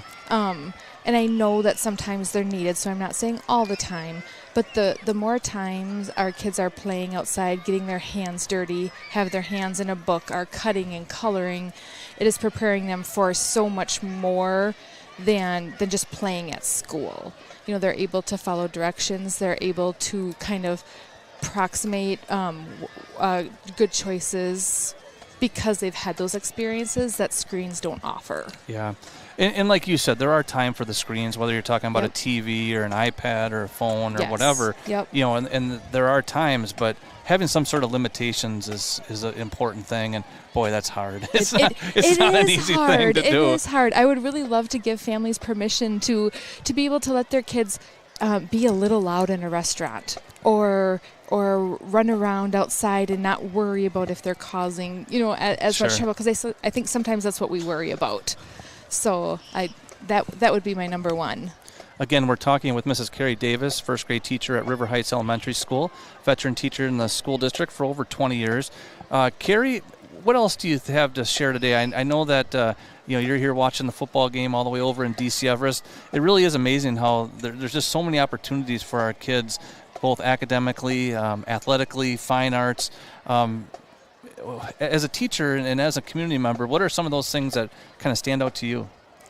We were just talking about this in our building, and as we were looking at the strategic plan, one of the things that we were looking at is encouraging and growing the number of kids that are in extracurricular activities.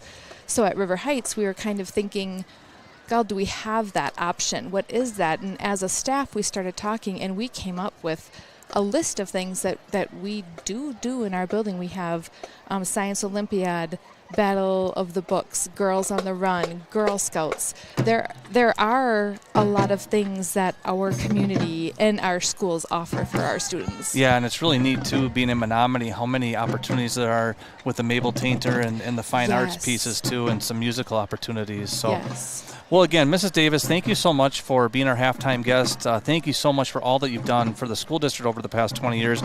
And I really hope that you and your class of first graders have an awesome 2026-2027 school year. Thank you so much for having me, Joe. Our pleasure. Again, that's been Carrie Davis, first grade teacher at River Heights.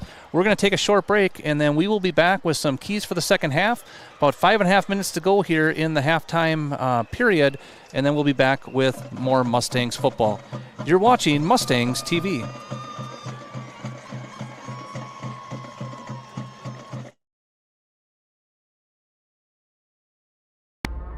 TMS Tire and Auto is a proud sponsor of the Menomonie Mustangs. Family owned since 1978, TMS Tire and Auto has 5 locations in Baldwin, Boyceville, Hudson, New Richmond, and Menomonie, and can serve all your automotive needs.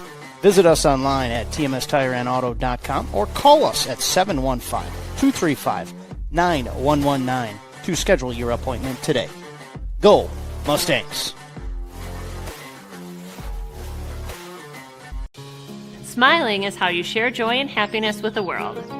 So when our children needed orthodontic treatment, we wanted them to have the best experience possible, which is why we chose Crystal Orthodontics. The personalized braces and Invisalign treatments fit easily into our active schedules, and the care we received was outstanding and even fun. Their new smiles are amazing, and Crystal Orthodontics definitely earned our trust. There's nothing better than seeing our kids share beaming, confident smiles in all of life's moments. I can count. On Wisconsin Credit Union. Wisconsin Credit. Wisconsin's. I can't do that one. But I'm going to do it. That's going to be tough to beat. I'm trying to think of what I want to say. I'm just screwing up. I'll get one more time. Sorry, we have to start all over. Why is this so hard? What was I supposed to even say? Hard to say, but easy to do business with. Wisconsin Credit Union. You want me to pump my arm when I do it? We're looking at our watches. We want to go home. Good material here.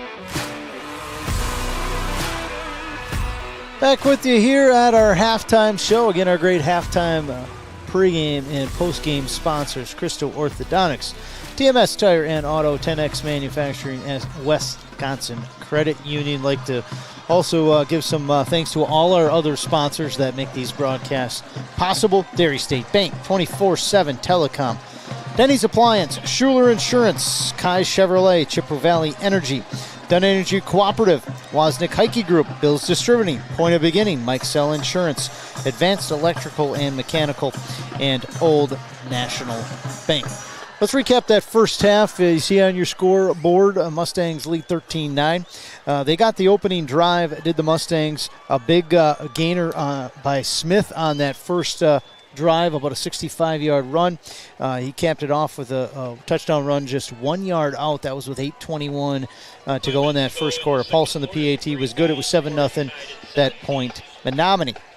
The Evergreens answered right back on their opening drive. Took them just over 2 minutes at 6:15 left in the first quarter. Rhodey, a 9-yard touchdown run. The PAT was a bad snap, so that was no good. So the Mustangs still led 7-6 at that point. Ensuing kickoff, the Evergreens did an onside kick, got it, and they ended up with a 28-yard field goal by Polly. That put them up 9-7. That was with 2:37 to go in the first quarter. Second quarter, Mustangs, after an Easton Anderson interception, a 4-yard touchdown run by Goodman with 5:03 to go in that first half. The 2-point was no good. That's how we get to our current score, 13-9. And Joe, let's kind of recap that first half. You know, the Mustangs, I thought they did a great job of controlling the line of scrimmage pretty well. You saw them be pretty effective on the ground game, and I think no question about it, the 2 forced turnovers, the 2 interceptions by Easton Anderson, and then the interception late by Reese Bird in the end zone, that's the reason they're leading right now. Yeah, I'll tell you what, kind of back-to-back weeks where the Mustangs get a big stop right before halftime, and just so proud of the defense, so proud of the line, just really so proud of all the kids. They're playing so hard, and it would have been really easy for them to tuck their tails, especially, losing DJ Butler, also Kellen Lehman. And instead, they came out here and they're playing with passion. And you really got to give Coach Mitch Olson and the entire coaching staff kudos for doing that. And also the families at home. I'm sure these guys came home pretty down after last week. And no matter what happens for the rest of this game, these kids can be really proud of how hard they're playing and how nice of a performance they're putting on. Yeah, and it will be Everest football to start this second half. They just both came out of the locker room. It's going down to 0. We'll see if they throw another 3 minutes up there, which they typically do here at half times. And if they do that, we'll take a break, and then we'll be back with the start of the second half. But they do. Another 3 minutes up there. But so for now, we're going to take a break. We'll come back with the start of our second half here again from DC Everest, Stephen Hagen Field at Steam Stadium. Mustangs lead 4 at halftime. You're watching. TMS Tire and Auto is a proud sponsor of the Menomonie Mustangs. Family owned since 1978, TMS Tire and Auto has 5 locations in Baldwin, Boyceville, Hudson, New Richmond, and Menomonie, and can serve all your automotive needs. Visit us online at tmstireandauto.com or call us at 715-235-9119 to schedule your appointment today. Go Mustangs! Smiling is how you share joy and happiness with the world. So when our children needed orthodontic treatment, we wanted them to have the best experience possible, which is why we chose Crystal Orthodontics. The personalized braces and Invisalign treatments fit easily into our active schedules, and the care we received was outstanding and even fun. Their new smiles are amazing, and Crystal Orthodontics definitely earned our trust. There's nothing better than seeing our kids share beaming, confident smiles in all of life's moments. I can count. On Wisconsin Credit Union. Wisconsin Credit. Wisconsin's. I can't do that one. But I'm going to do it. That's going to be tough to beat. I'm trying to think of what I want to say. I'm just screwing up. I'll get one more time. Sorry, we have to start all over. Why is this so hard? What was I supposed to even say? Hard to say, but easy to do business with. Wisconsin Credit Union. You want me to pump my arm when I do it? We're looking at our watches. We want to go home. Good material here.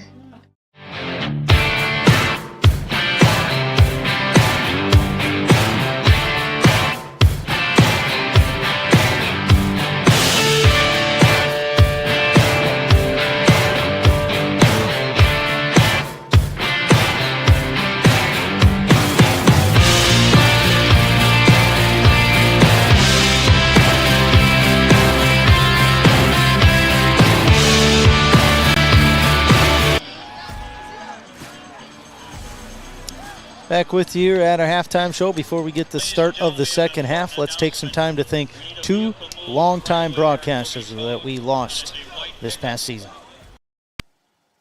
The Menomonie community lost 2 longtime voices of Menomonie High School athletics this past year, Steve Schranz and Jake Boostrom, who broadcasted Menomonie sports for decades, dedicated much of their lives to bringing you the action through the airwaves. Thanks, Steve, and thanks, Jake.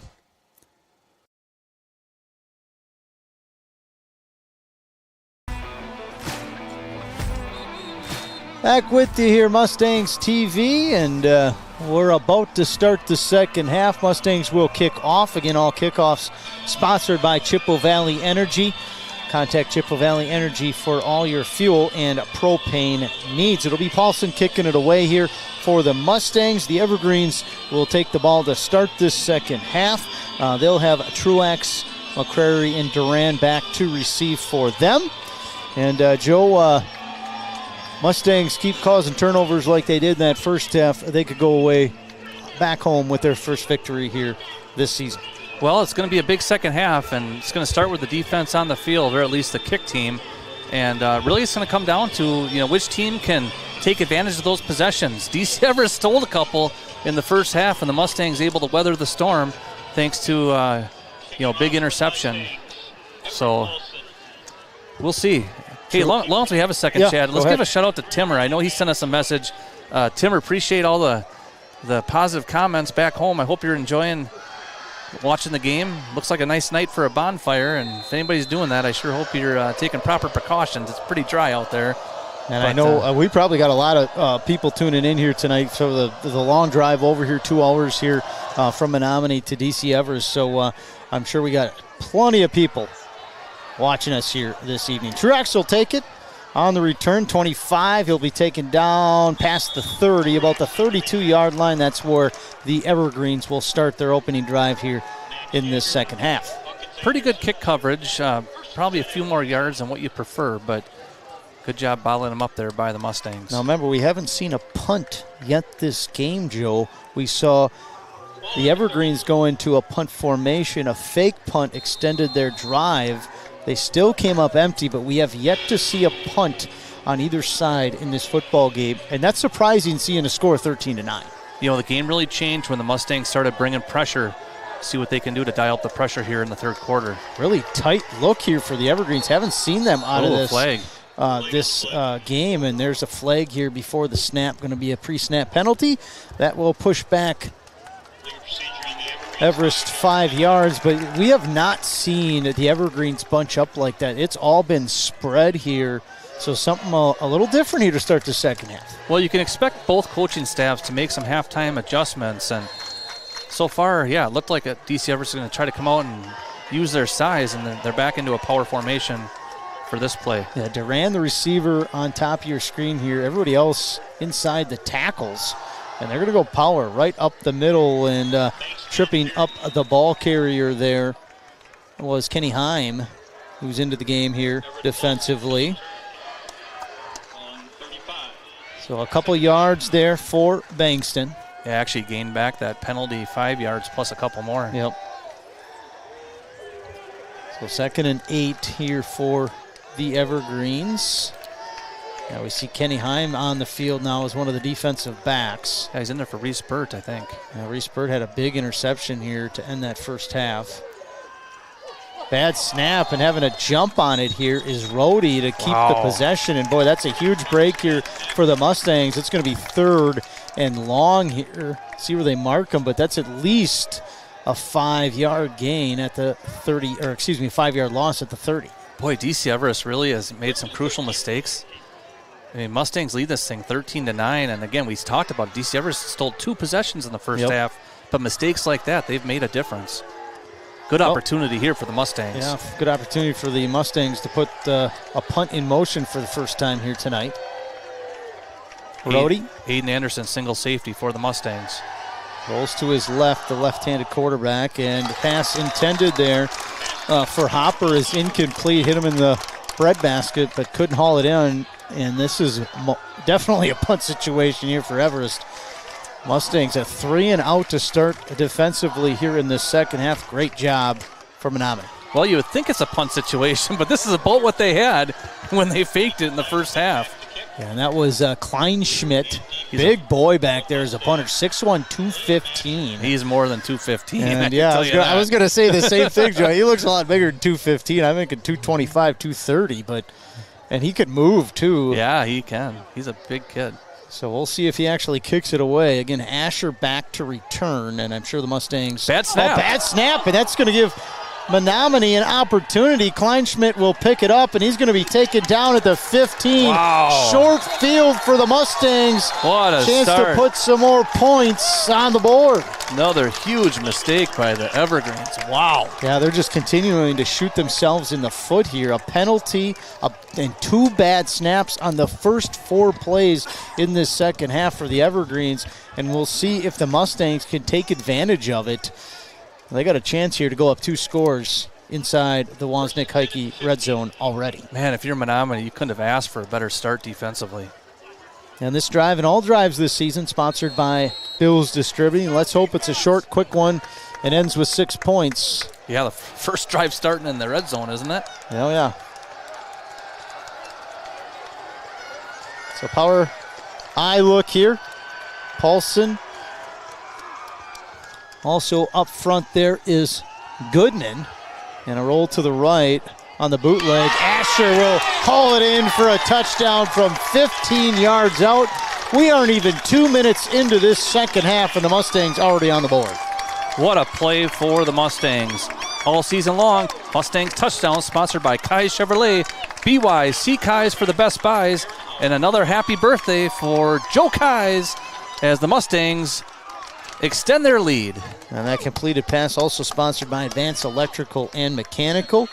Paulson going to try to make it an even 20 with the PAT. Mustangs capitalize immediately on the bad special teams play by Everest. High snap. High snap, and taking it is going to be Yeager. He's going to tuck it, run, and then throw it. And are they going to get that 2-point? They are. Oh, my goodness. Catching it was number 5 for the Mustangs. What a job here. Number 5, Kellen Turner with the pass and catch 2-pointer. Unorthodox, but it still counts. 21-9 Mustangs lead. We'll take a break. Actually, Chad, keep it here. Okay. Heads up play there by Max Yeager. And Max, a sharp kid, does a 3-sport athlete. And at first it looked like he was going to try to put that high snap down. Instead, he was really smart. He rolled it out, ran the fire play, and just kept the play alive. Great job by Kellen Turner to find some open area. And we do have a Mike Sell Insurance replay from the touchdown. Aaron Howard with a little bit of a play-action fake and an excellent toss to the end zone. Our Mike Sell Insurance replay. So all kicks here this season sponsored by Chippewa Valley Energy. Contact Chippewa Valley Energy for all your fuel and protein needs. And I think I missed the extra point kick. Yeah, even though it was a 2-point attempt, but it was the old National Bank. It wasn't kicked. That's okay, Joe. That's all right. We'll still plug Old National Bank. All the made field goals and extra points this year, and they had a chance for the plug there, but the bad snap led to the 2 points. A lot of moving pieces, Chad. Oh, getting excited. Mustangs get this kind of lead, and the juices start flowing. Wow. What a great start for the Mustangs here in this second half. Line drive kick for Paulson. One hop to McCrary. He'll take it just past the 5, or make that Truax, excuse me. He's got down the sidelines. A big return here for Truax. Let's see if the Evergreens could take advantage. Mustangs back out on defense after a 3-and-out to start the second half. Eric, any scoring updates at all? We got our out-of-town, point of beginning out-of-town scoreboard. Eric, I'll send it over to you. You got some updates for us? Well, Marshfield is still beating Rice Lake 22-6 at halftime, and then Rice Lake is trailing Wausau West 12-8 just after halftime. Under center this time is Rhodey. Haven't seen that but once all this game. They'll have a handoff to Gast in the backfield. A new tailback we haven't seen yet in this second half. So a nice gainer for Gast. Cuts it in half on that first down, make it 2nd and 5.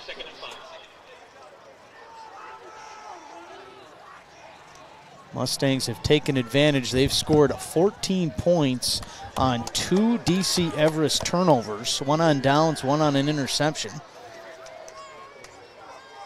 Now under center again. Different offensive looks here for the Evergreens in this second half, and trying to power it there was Bankston. He's got enough for a first down to move the chains with the Evergreens. Coming in here for Menomonie. Checking in, number 62, Rylan Stoff. Eric, do you have another score? Yep, the Brewers and American Family Field are beating the Rangers 3-1 in the top of the 7th. What was it? 3-1. 3-1, nice. Under center again, a really tight formation. I mean, the offensive linemen literally are toe-to-toe, and right up the middle this time by Gast, and he'll pick up a good gainer. But yeah, Joe, this is completely different look from Everest in the second half than we saw in the first half. Wide splits, wide formation, spread them out. Now it's tight and just a very under center. Extremely different look than what we've seen from Everest. Well, I think they realize they have a size advantage, and they've been making a lot of mistakes with the skill plays. So I think they're trying to go back to the basics here a little bit, see if they can stay true to it. Yeah, the splits on the offensive line, I mean, it's almost heel to toe. And then you got your wing right there as well. We're going to try to cut it up this time. Gas, but met immediately. What a hit. That was Easton Anderson. Got a Mike Sell Insurance replay on that one. Wow, Easton, he is really having a game. Yeah, had a nice interception in the first half, a stick right there, and that'll make it 3rd and 4 for the Evergreens. These boys, you can tell they've been watching the film, and they know the scouting report, making quick decisions. Got to love it. And that doesn't happen if the guys up front don't take up those offensive blockers. Back to a shotgun here on this 3rd and 4 for the Evergreens. Rhodey has McCrary offset here to his right now. Designed run here for McCrary, right up the gut. He'll spin out of a tackle, past the 30, down to the 29, and that will move the chains here for the Evergreens. We see Reese Burt back out on the field here defensively. We saw Kenny Heim replace him on that last series. Aaron Howard, Aiden Anderson, also out in the defensive backfield. And far side, Oliver Lugo, your last defensive back for the Mustangs. They've had work tonight, the DBs, with all this aerial game from the Everest Evergreens. Under center now, Rhodey. Fumble. And a fumble ball on the turf. That's going to be picked up by the Evergreens, so they'll keep it. But boy, the mistakes just continue to pile up here for DC Everest. Obviously, no gain on the play, but fortunately for them, they kept the possession. Everest 2 turnovers on interceptions, 1 on downs. There have been multiple bad snaps, and a few penalties have cost him as well in the ballgame.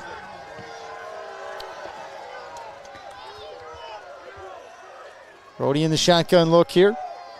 2nd and long. He's going to roll to his left off the play action. Hits the receiver far side, coming back to the football.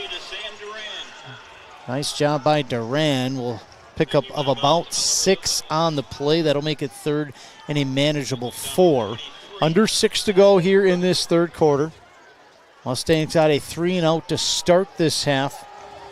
And then a bad snap on a punt. They scored on just 1 play from 15 yards out.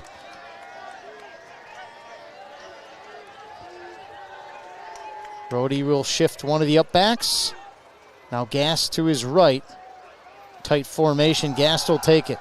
Off tackle left side. He's got room to run. 1 guy to beat, and he'll fall into the end zone from 23 yards out. Gast touches pay dirt. Well, nice job for DC Everest. Guys up front created a good lane, and Gast, he really found that crease and went hard. So nice play there for DC Everest. Yeah, that's a guy we haven't mentioned his name at all this game, Joe. He never saw the field in the first half, did Gast. And we see him here in the second half. He's getting some touches, and then he gets into the end zone. So it looks like West Poly here is going to get ready for this extra point. Kind of a weird formation here, and we're going to have something before. I think we have an equipment issue potentially, as one of the far officials blew his whistle. And number 1, the quarterback, Rhodey's going to either have to come off. Yeah, it looks like an equipment issue potentially here for Rhodey, so they're going to send the backup out here for the Evergreens. And Rhodey will get his equipment issue fixed. Oh, quick snap far side, and it's going to be a 2-point conversion on the run by Bankston. What an odd play, but they count it. 21-17 Menomonie. That's your score now. We'll be back. Mustangs TV. For a team approach to managing your finances with over 70 years of experience and 12 locations, Dairy State Bank has built a reputation for helpful customer service and support. While our service ethic is old-fashioned, our products and services are not. We offer a full range of loan programs as well as online banking, mobile deposit, and transaction alerts to fit your busy lifestyle. Dairy State Bank, banking on relationships, member FDIC, and equal housing lender.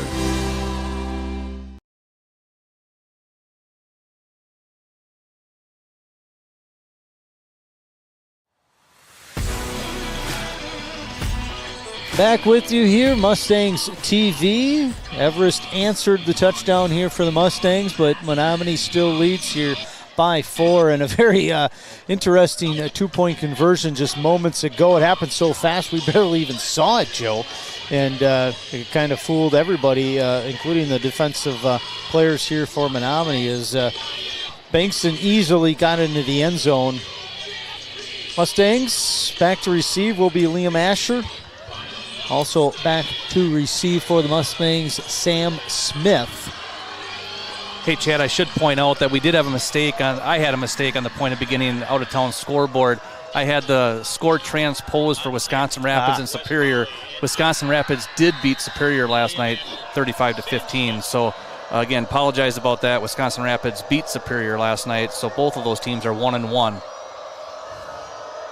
West Poly will kick it away, and both these teams here tonight looking for their first victory, as Liam Asher will take it at the 8. Right up the gut he'll go. Past the 25-26 is where this drive will start for the Mustangs. Again, this drive and all drives this season sponsored by Bills Distributing. Well, the Mustangs have had some success both running and through the air. It'll be interesting to see what Coach Mitch Olson dials up here. You know, DC Everest, they changed it up the last possession like you talked about a lot, Chad. Everything on the ground, real tight splits, power formation. See what Menomonie does to try to counter here.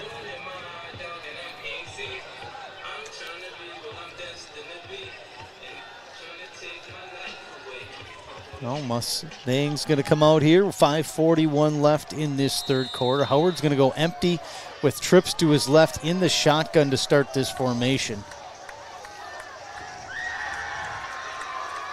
Barking signals, he'll get the football. Oh, that and was almost dangerous. intercepted. It was intercepted there by number 10 for Everest, John Schmidt. And boy, is that a change. Oh, there's a flag flying in here for this ball game. A late flag there. We'll see. I think might have been after the interception. Officials are getting together far side, but this could be a huge turn of events.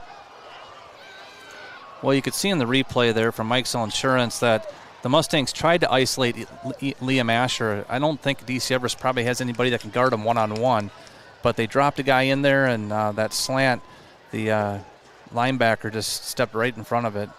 I think it was after the interception was a block in the back on the return. So we'll keep the ball to the Evergreens, but they'll have to move it back here from the spot of the foul, and DC Everest we'll have a short field here. This Mustangs defense has made some big plays tonight.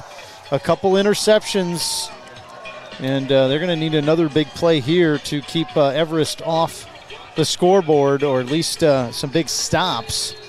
A short field for the Evergreens. Yeah, they've been asked to do a lot tonight, the defense has, and see if they can do it again. DC Everest, you see that the second half, very, very tight splits up front here. For these linemen. We did not see this in the first half. Again, we talked about it in the last drive, just a power look here. As Rhodey taking lots of time over the middle. Almost intercepted through the hands of Aiden Anderson. He almost gave the football back to the Mustangs. Aiden stretched as far as he could on that one and just about had it. A little more stick him on those gloves and he might have been able to hang on. Yeah, Mustangs DBs, they have some chances for interceptions here. Rhodey and these Evergreens love to throw the football. But we've seen it change a little bit here in the second half. More of that ground game and under center as well. Rhodey again. And there's that handoff. This time to Bankston. He's got room to run. Left side and a nice gainer for him. That should be enough for a first down. It is about 12 yards. Move the chains, Evergreens. Well, DC Everest has found some success running the ball here. A little bit of a delayed play there. Let the linemen get some leverage against the Mustangs defense. See Kenny Heim back out there as one of the cornerbacks here for Menomonie. See him and Reese Bird have kind of been rotating as a DB there. This time Gast from the 15. Big push by that offensive line that just continues to carry. Gast goes all the way inside the 10 down to about the 8. He got about 6 extra yards after his initial hit, and that pile just kept moving. Yeah, that space there between the left guard and left tackle, that was a pretty big hole. Mustangs are going to have to do something different to plug that thing. Coming in here, number 76 and 62 for the Mustangs. Where's Gala and Stoff? Oh, actually, it's 2nd and 1. I got to fix that. Bankston, the single back here. He will take it. Bounce to his right up the middle, and he's going to get in the end zone from 8 yards out. Bankston will give the Evergreens the lead back.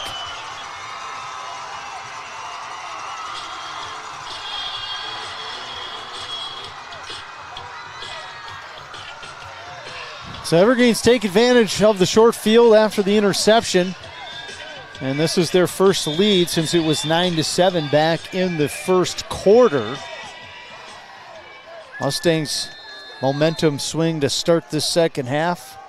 They scored right away after a 3 and out and a bad snap fumble on a punt. And then DC Everest answered, and their turnover and score. Momentum is swinging largely in their favor at the moment. Polly, bad snap, a little high, and then the kick blocked. So that's will cost the Evergreens a point. As we can go to that Mike Sell Insurance replay. Go ahead, Joe. A little bit of a high snap there. Good job by the Mustangs getting through and getting the block. On the last possession, last touchdown by the Mustangs, we saw just the opposite. Max Yeager, the holder, had a high snap, was going to put it down, decided to roll out, was able to complete the 2-point conversion. So that could be pretty big. You know, instead of being down by 3, Mustangs down by 2, field goal would win it down the stretch. 3:31 remains here in this third quarter. We'll be back in 30 seconds.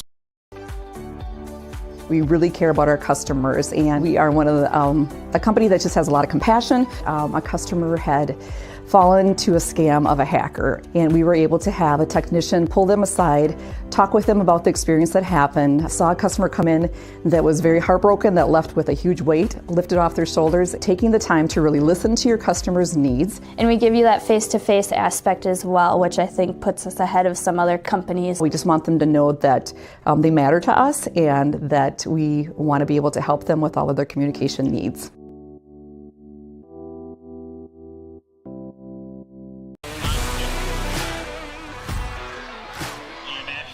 Back with you here. West Poly set to kick it away here for Everest. They did recover an onside kick already. Doubtful they'll do it here. They'll kick it away. Asher over his head into the end zone. That'll be a touchback. Mustangs will start their offensive drive at the 20. This drive and all drives this season sponsored by Bills Distributing. Well, Chad, the offense obviously not what they wanted the last possession, but they got to turn the page now. They did have success throwing Liam Asher the ball, but you also know that Everest is going to be keying on that. So they're going to have to stay balanced, spread that ball around a little bit, and see what they can put together. Plenty of time, absolutely. And I think, too, also, you want to sustain a drive here. Give that defense a little bit of rest. They've just been out in the field a lot. Remember, Mustangs have ran 2 plays this entire third quarter. 1 interception, 1 touchdown. The rest of the time, this Mustangs defense has been on the field. So let's see if the Mustangs can put together a nice drive, give that defense a rest, and get points on the board. Power I set to the right here for Menomonie. That's going to be Smith. He'll bounce it outside and then cut it up and maybe picks up a couple on first down. You know, some of the little things, like you said, Chad, you don't see from the big press box at Williams Stadium. That was a terrific job of discipline. They went on a long count there. Aaron Howard, you know, kind of like Aaron Rodgers would do for the Packers, you know, trying to get Everest to jump off sides. The linemen did a great job staying put. And if nothing else, it just makes that defense a little bit more off balance. They didn't get a ton out of it, but those are the little things that good teams do. Howard now in the shotgun. Look, Smith offset to his left. He's got 2 receivers, 1 each side. It's going to be a designed quarterback run right off the left tackle. He might have got a yard. They're going to pick up about 3rd and 6. We'll call it on the board here.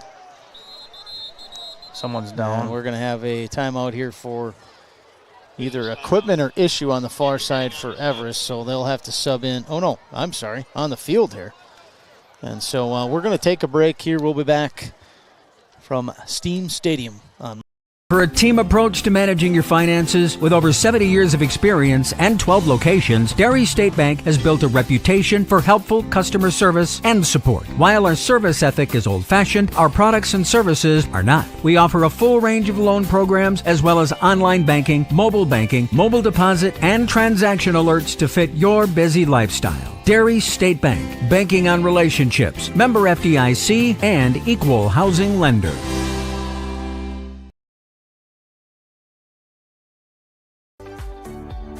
We really care about our customers, and we are one of a company that just has a lot of compassion. A customer had fallen to a scam of a hacker, and we were able to have a technician pull them aside, talk with them about the experience that happened. I saw a customer come in that was very heartbroken, that left with a huge weight lifted off their shoulders. Taking the time to really listen to your customer's needs. And we give you that face-to-face aspect as well, which I think puts us ahead of some other companies. We just want them to know that they matter to us and that we want to be able to help them with all of their communication needs.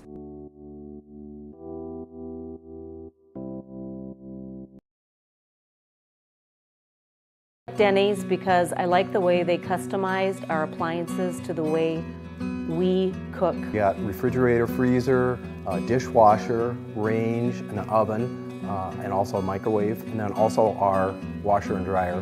We love the quality of the products. Thermador's top of the line, looks great, never have any problems with it. My favorite appliance that we got was my beer refrigerator. Keeps it really cold, and I like that a lot. We love Denny's.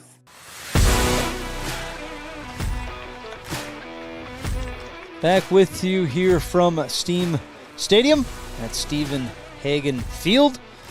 And walking off there is John Schmidt, who had the interception on that last possession. And he appears to have some type of back injury here, but he's at least able to walk off on his own accord.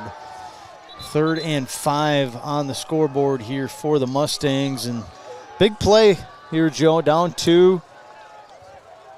In your own territory, you want to pick up the Schuler Insurance first down, keep this drive going. We'll see what Mustangs dial up. Well, you got Asher split wide on the far side, Goodman on the near side. They play action, roll to his right. Howard, he's got room to run. He's going to go instead for a first down on a completed pass.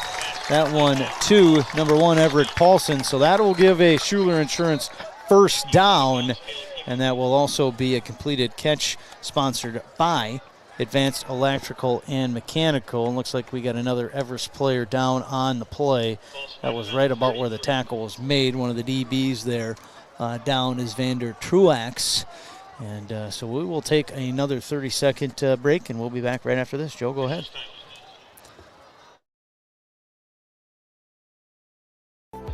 We've been able to build out the areas, the rural areas around Menomonie. Most of those places are spots that have little to no access to high-speed internet. Pretty much all of those phone calls, the people are ecstatic and so excited to be able to finally get fiber optics. It's really great that we were able to serve the folks in the rural that probably thought they would never get good internet service. We put the fiber in the ground.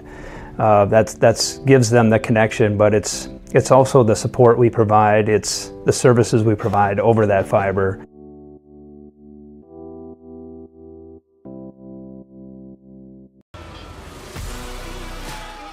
First and 10, Menomonie coming out of the injury time out. That's going to be Smith here off tackle, left side, falls forward for a couple. Mustangs were able to pick up that first down, that Schuler Insurance first down just moments ago, and time ticking under 2 to go here in this third quarter. Mustangs led at one point 21-9, but 2 big plays here by DC Everest got them back in the lead. It really is pretty amazing that Menomonie's in such a reasonable position right now. Everest has turned the tables on him a few times. Empty backfield here for Howard. Steps back right over the top and intended there. He had him too. Yeah, I think that was for Smith. It was. And that was over his head. That would have been a first down and potentially much more. Oh, I loved how they had him running vertically down the seams. Again, we've talked before, you like to spread that defense out, and you can spread them horizontally or spread them vertically. And that time, receivers running straight down the field. If that ball would have been better placed, probably a touchdown. Big 3rd and 9 play here. 1:22 remains, third quarter.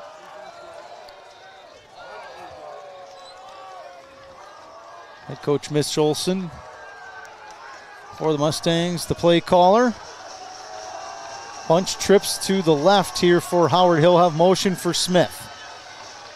Straight drop back. Looks like they were setting up a screen. Wasn't there. Rolls to his left. Howard nowhere to go. Have to throw it away.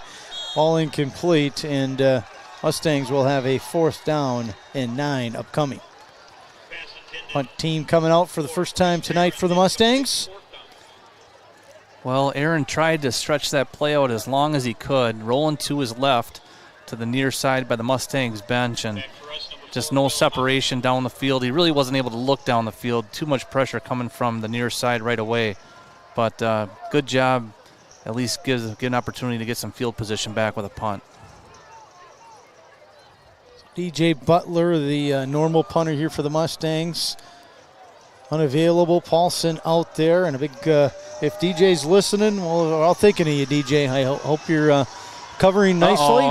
Snap over the head of Paulson. 2 weeks They in a have time row. to pick it up, and it kicks it away. What a great job by Everett Paulson. He saved 40 yards by making that play. That was incredible.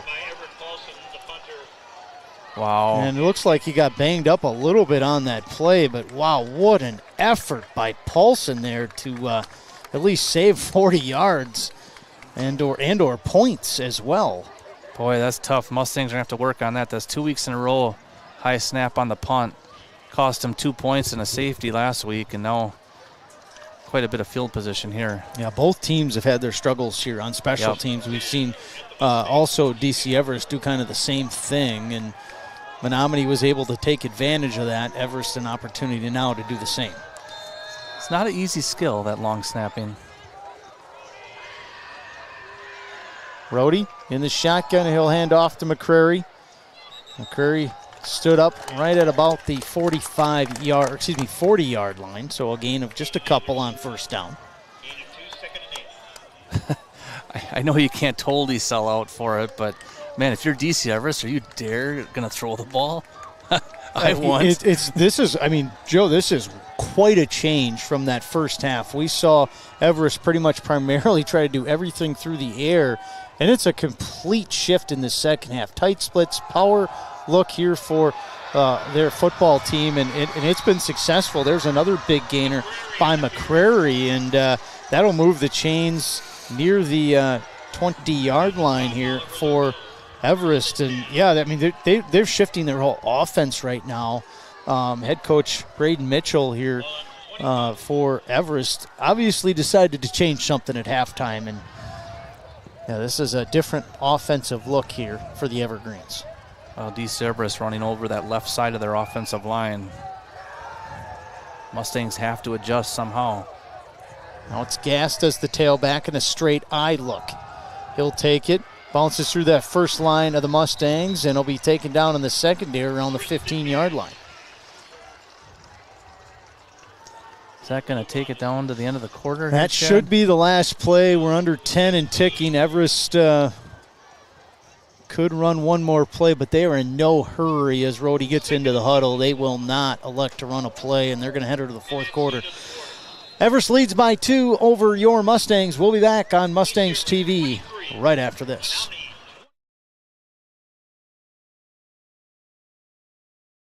Denny's, because I like the way they customized our appliances to the way we cook. We got refrigerator, freezer, dishwasher, range, an oven, and also a microwave, and then also our washer and dryer. We love the quality of the products. Thermador is top of the line, looks great, never have any problems with it.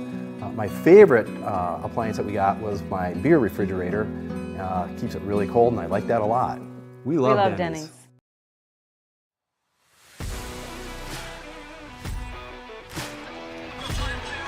Back with you here, Mustangs TV. We're going to get right to our point of beginning out-of-town scoreboard, and for that, I'll send her over to Eric. Alrighty, first off, Marshfield is beating River Falls 37-6. And then Wausau West and Rice Lake are in a close one. Wausau West is beating Rice Lake 20-14. Well, that's interesting. The Valley showing a little more strength tonight than they are. have. Yeah, we talked about that in the last week's broadcast show. Is the Big Rivers really controlled the win-loss records against the Valley in the first 2 weeks, the previous 2 years, and that seems to have shifted a little bit this year. Valley getting a few more W's than in the past. McCrary right at the line of scrimmage. Nice job there by Kellen Turner to meet him for about a no-gainer. Ball came out late, but the officials are going to say he was down. So 3rd and 2 for the Evergreens. Boy, you sure love to force them into a 4th down decision here. Yeah, for a team. Joe, I watched a little bit last week, Chi High against Everest. I don't think I saw Everest go under center one time. And we didn't see it once in the first half until the end of that first half. Now we're seeing it almost primarily here in the second half. Well, teams this early in the season, they're trying to build an identity. And I think, Chippewa Falls is pretty darn big. They got some big boys up front. And I'm guessing DC Everest probably didn't really move the ball against them or didn't think they could. Menomonie's going to have to shore up a little bit on this run game if they're going to take this down to the wire. Well, Bankston picked up the first down via the ground game on that last carry. And the Evergreens have fumbled the snap already here, and this is a different feel for them. So maybe just as I say that, ball on the turf. I think Menomonie's got that one. Still loose. Menomonie had the first shot at it. And there it is, coming out is Aaron Howard. All right. So a big turnover, and that is a huge. Did I not call that one? That was unbelievable. I said they've had some problems with fumble and exchanges. They're not used to this. This isn't what they typically run, and there it is, right on cue. Chad, your money tonight. Snap. You called an interception in the first half. You called a fumble in the second half. Is there a casino between here and Menomonie? We better stop on the way back. Tonight's your night. I'll put my hand on 0-0. Or put my money on 0-0 tonight. Wow. That was Chad. A huge play there, and again, we just talked about it. Like, this is not what Everest is used to. They do not go under center. I'm sure they don't practice it a lot. And in the second half, under center, they've already had 2 fumbles. Now this one recovered by the Mustangs. Let's see if they can take advantage. Quick snap. Howard will give it Goodman to Goodman, and he's really got nowhere to go. But, boy, the big thing is Mustangs not only keep DC Everest off the scoreboard, get the ball back as well, and start this fourth quarter. DC Everest had all the momentum going into that fourth quarter. That scored the last 2 touchdowns. They had the ball in the red zone, kind of had a chance to kind of deflate Menomonie, and now they're just rejuvenated. Mustangs got to stay low. I know they're probably getting a little tired here. Low man wins. They got to get those angles, create some space for our running backs. Howard on the trap to Goodman. He'll pick up just a yard or 2 there on that one. Make it 3rd and about 7 for Menomonie.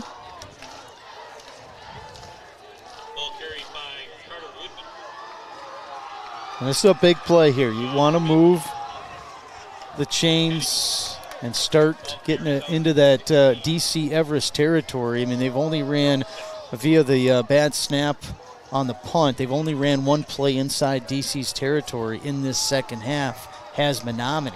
Big 3rd down here. Shotgun look here for Howard, and we're going to have a timeout here as Aaron Howard had some type of confusion either with players in certain areas, and Aaron Howard, you could tell he was not happy. And we'll take a break here. Mustang.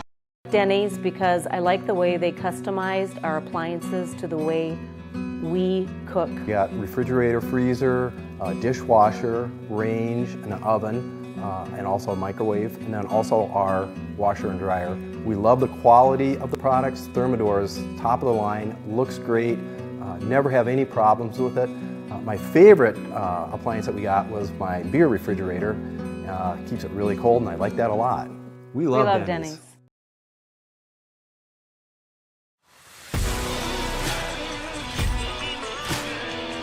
Big third down upcoming here for the Mustangs, 3rd and 6. So what are you predicting here, Chad? You've been spot on. How about a first down? I would predict a first down. I even got a text that, hey, can Chad throw out some lottery numbers tonight if he's money? How about a first down? See if you can keep the hot streak going. Roll to the left for Howard. He's got room to run. We'll see if he'll tuck it. He will. Past the 20. He'll fall ahead. Hard hit on the ground, but he bounces up.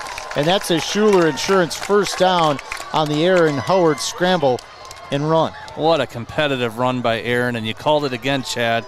Here's the Mike Sill Insurance replay. And Aaron got around that left edge. And, boy, he did go down hard. But what a tough kid Aaron Howard is.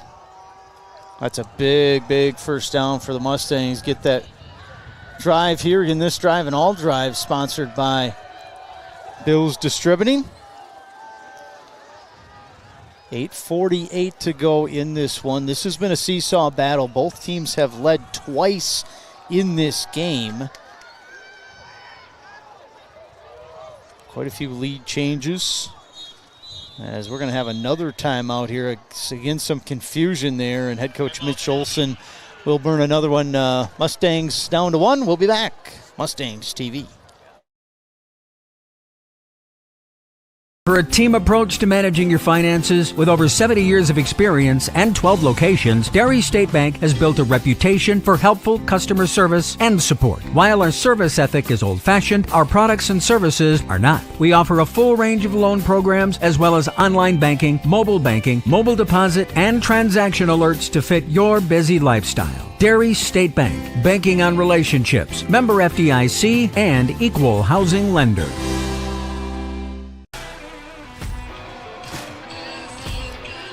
Back with your Mustangs TV. Chad Zutter, Joe Zadowski, and Eric Zadowski on the call this evening. Mustangs just burned their second timeout. Mustangs just one left here in the ball game, and DC Everest still has 3, and that could come back. In a tight game like this, Joe, when it's a one-score game, you want those timeouts at the end, and Mustangs now just have 1 remaining on this 1st and 10. I agree, Chad, but at the same time, this is a critical drive. You want to make sure you have the right play called and everyone knows where they're supposed to be. Aaron Howard will have to throw that away. Is that going to be intentional grounding? You see the coach on the far side kind of yelling, asking for it, but no flag on the play. Howard, a good job just to get rid of that. He was under pressure almost immediately on the drop back, and he gets up a little gingerly here as he moves to head coach Mitch Olson to get the play call. Yeah, I didn't think that was intentional grounding whatsoever. Yep, well, just as you say that, Joe, here comes the flag. Oh, for Pete's sake. And it was a late one. I mean, we're almost out to the second. We're almost out to that next play, and it came out. So, yeah, head coach Mitch Olson, I'm sure he is going to want an explanation on this one, and he's halfway out on the field talking to one of the side judges. Wow. And so, yeah, that's a huge call. Loss of down and loss of yardage.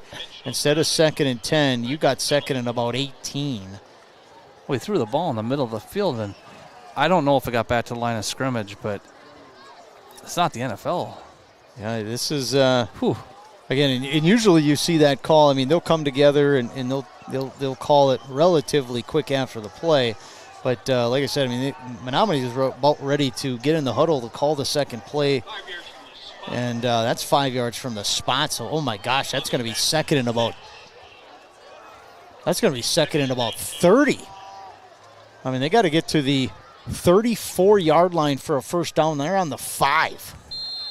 Oh my, that is a huge loss for the Mustangs in terms of yardage, and they are backed up near their own end zone.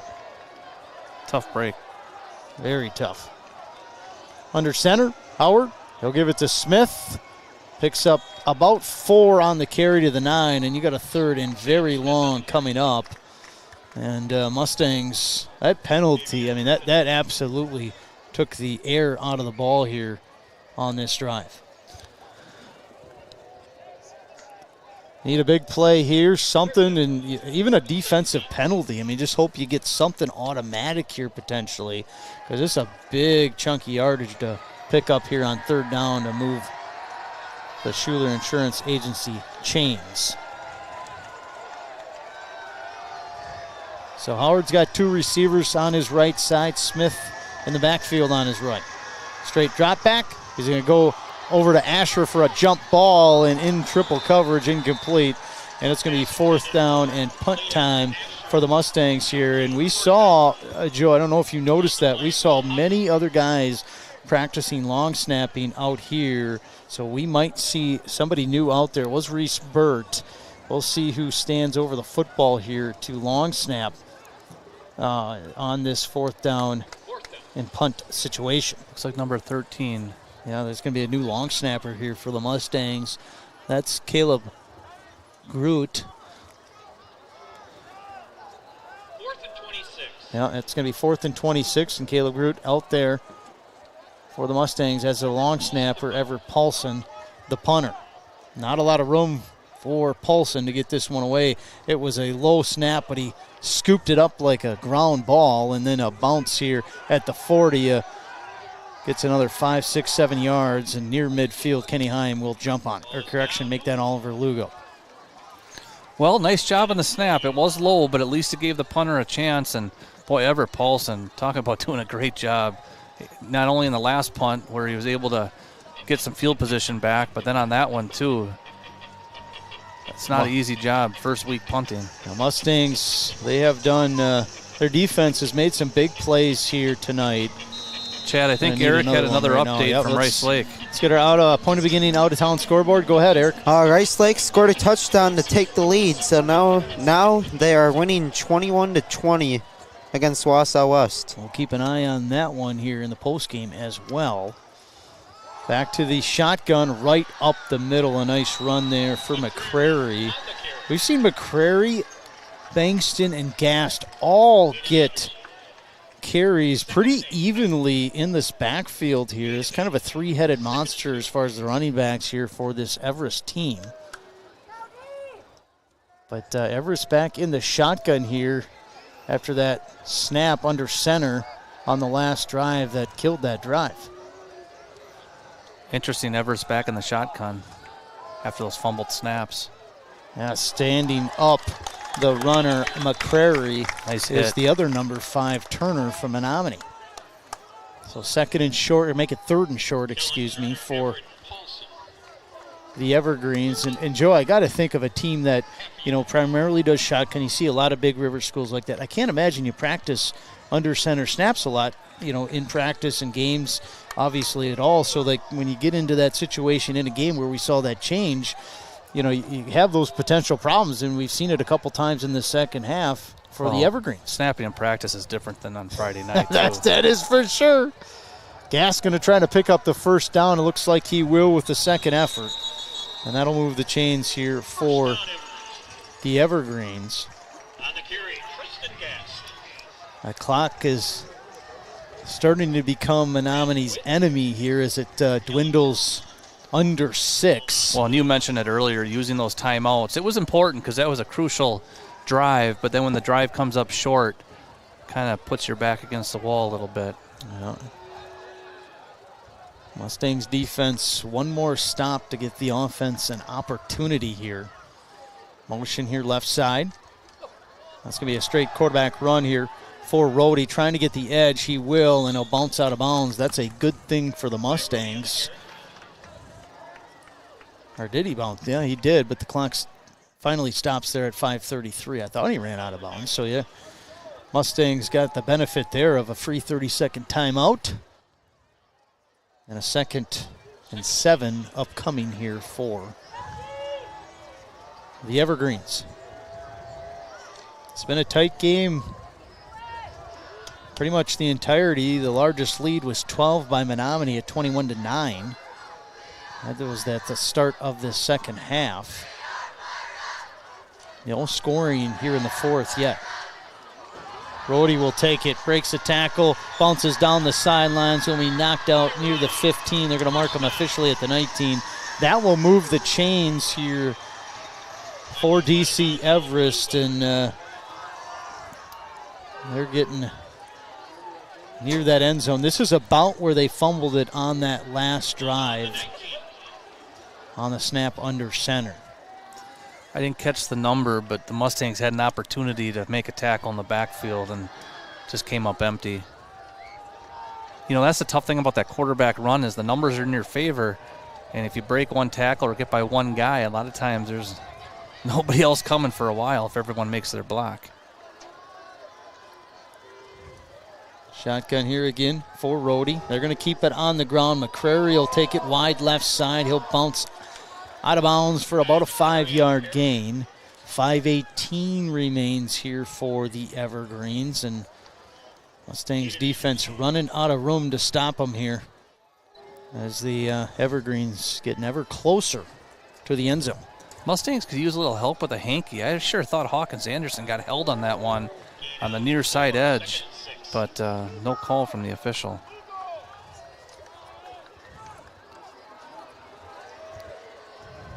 So Rhodey with Gast to his right, Bangston to his left in the backfield.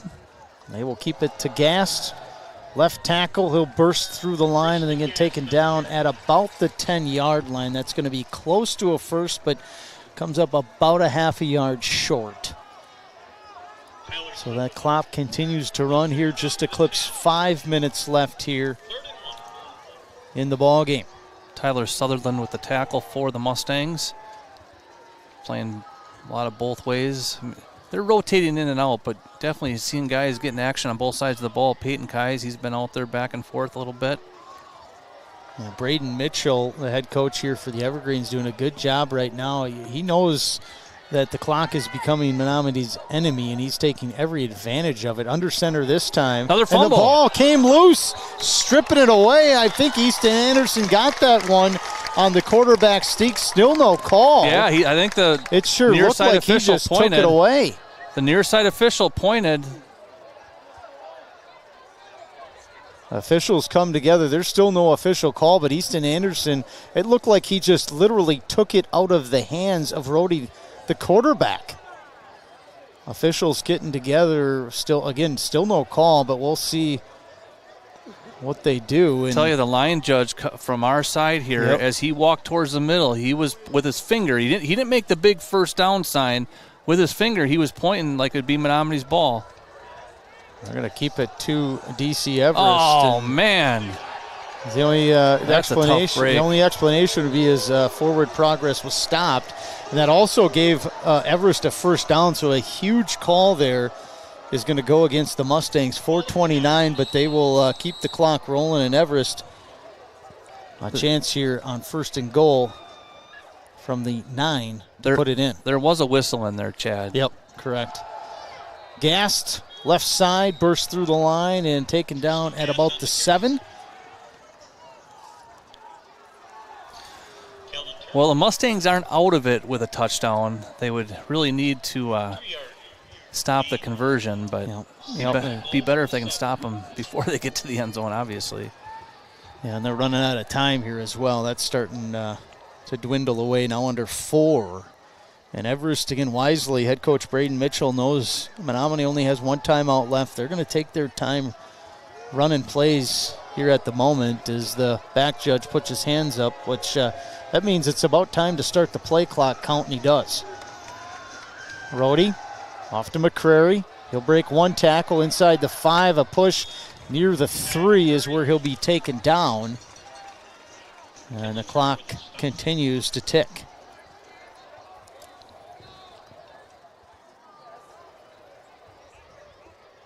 Ball spotted on the 4. Third and goal. Weston Wurzgala checking in, kind of a goal line package. Kleinschmidt has checked in here for Everest. We've seen him kind of be the up back for Everest in kind of their power packages, and that's exactly where he sits right now with Bankston behind Rhodey now to the right side. And they're going to follow Kleinschmidt, and there goes Bankston into the end zone, and then he fumbles, but he had already scored, so that's a touchdown. Everest, and that will give them a 29-21 lead. And you said it, Joe. Now the big thing is you got to stop Everest on the conversion to have this a one-possession game with 2:39 to go. So this is a big conversion here. Well, and Everest has kind of messed up a couple already. High snap on the last one. And they're going to stay here in that look where they got a 2-point conversion out. They're not going on a weird one before, but yeah, there's no reason to do it now. Why even do that? They're just going to go back into the extra point, and Polly, with a good snap, is going to try and make this a 9-point game. It was a good snap. And he does. So Polly makes it 30-21, the lead here. That is 21 unanswered here from DC Everest. Menomonie led one time, 21-9. We'll be back. We've been able to build out the areas, the rural areas around Menomonie. Most of those places are spots that have little to no access to high-speed internet. Pretty much all of those phone calls, the people are ecstatic and so excited to be able to finally get fiber optics. It's really great that we were able to serve the folks in the rural that probably thought they would never get good internet service. We put the fiber in the ground. That's gives them the connection, but it's also the support we provide. It's the services we provide over that fiber.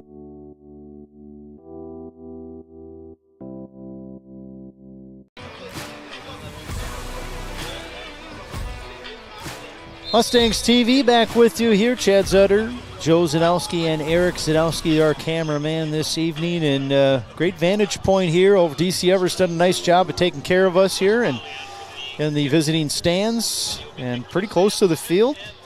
So we're sitting to see a lot more action than we normally do from the press box. Mustangs will receive the kick here from Polly, who just made it a 2-possession game moments ago. Asher takes it at the 7. He's going to try to get around the right side, and he'll be taken down at about the 25-yard line. That's where the Mustangs will start their drive. This drive and all drives this year sponsored by Bills Distributing. Well, Chad, we saw the Mustangs run a double pass on the first play of the season for a touchdown, and at this point it's almost like you need to pull out some sort of trick, whether it be a double pass or a hook and ladder, fumblerooski, I don't know, you name them.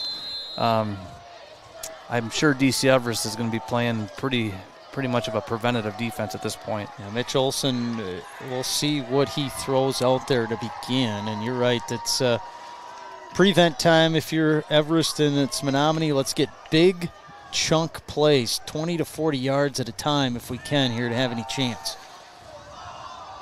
Howard tosses into Goodman's hands, but he cannot hold on. And that pass incomplete, stops the clock at 2:26.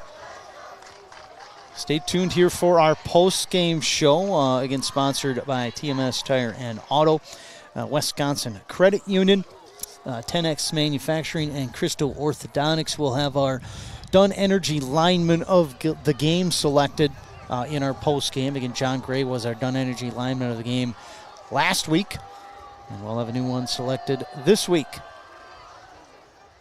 Aaron Howard, shotgun, into the flat goes Goodman. Goodman's going to pick up some yardage and bounce out of bounds just past the 30. He'll be short of a Schuler Insurance first down. Mustangs will have 3rd and short coming. Yeah, nice job there by Goodman.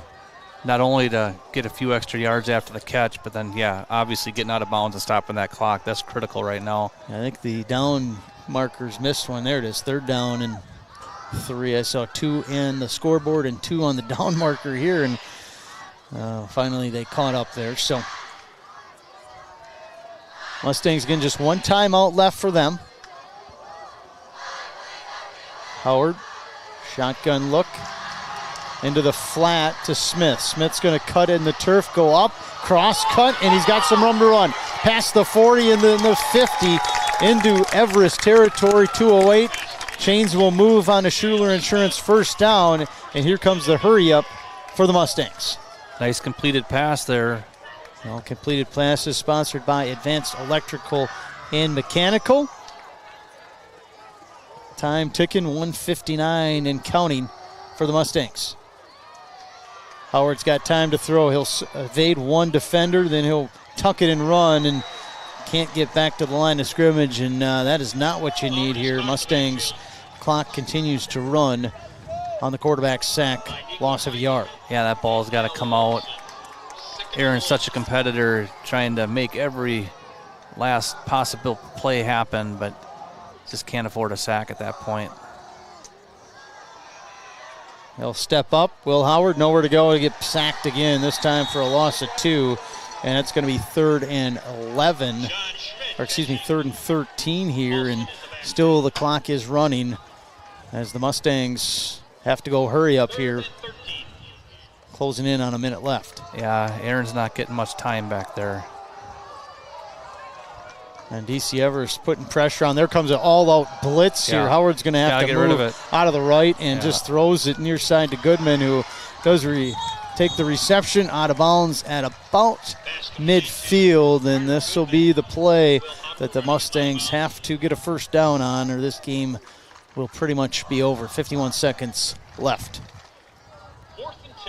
Yeah, if Everest is going to blitz like that, Mustangs have to have some sort of hot route.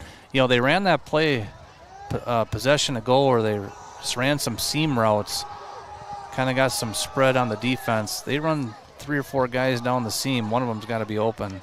DC Everest is going to bring that kind of pressure. Yeah, they had an all-out blitz on that last play, did the Evergreens, and Mustangs on a 4th and 10. They need to get to the 39-yard line to keep this drive going. Pass in the flat to Smith. He's got a lot of yards to get. He won't get it, and the Mustangs will turn it over on downs. With 45 seconds left, Mustangs just one timeout. Everest can go into victory formation. And Mustangs are going to start 0-2. The Evergreens will start 1-1 on the 26 campaign. Well, I'm sure there's going to be some disappointment. These kids are such good competitors, but I'll tell you what, they have nothing to hold their heads down about tonight. They really played a tough game and really gave it everything they had under some pretty tough circumstances. And DC Everest, they're going to win some ball games. This is not going to be their only win of the year. They're a pretty good team. Everest into victory formation. Rhodey, the quarterback here under center, will take a knee. We saw in this game Everest, a couple interceptions, a fumble as well. We got our point of beginning out-of-town scoreboard. Looks like Eric's got some updates. Go ahead and shoot, Eric.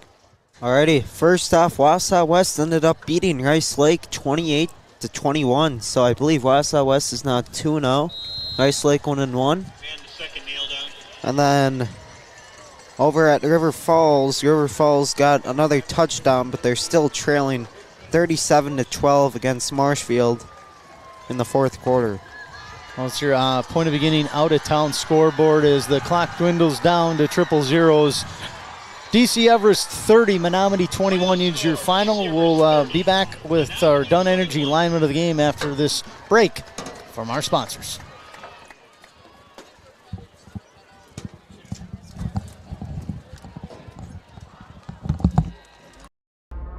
TMS Tire and Auto is a proud sponsor of the Menomonie Mustangs. Family owned since 1978, TMS Tire and Auto has 5 locations in Baldwin, Boyceville, Hudson, New Richmond, and Menomonie, and can serve all your automotive needs.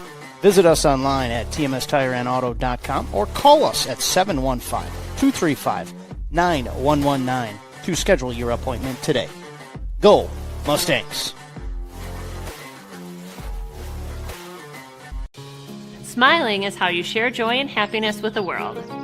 So when our children needed orthodontic treatment, we wanted them to have the best experience possible, which is why we chose Crystal Orthodontics. The personalized braces and Invisalign treatments fit easily into our active schedules, and the care we received was outstanding and even fun.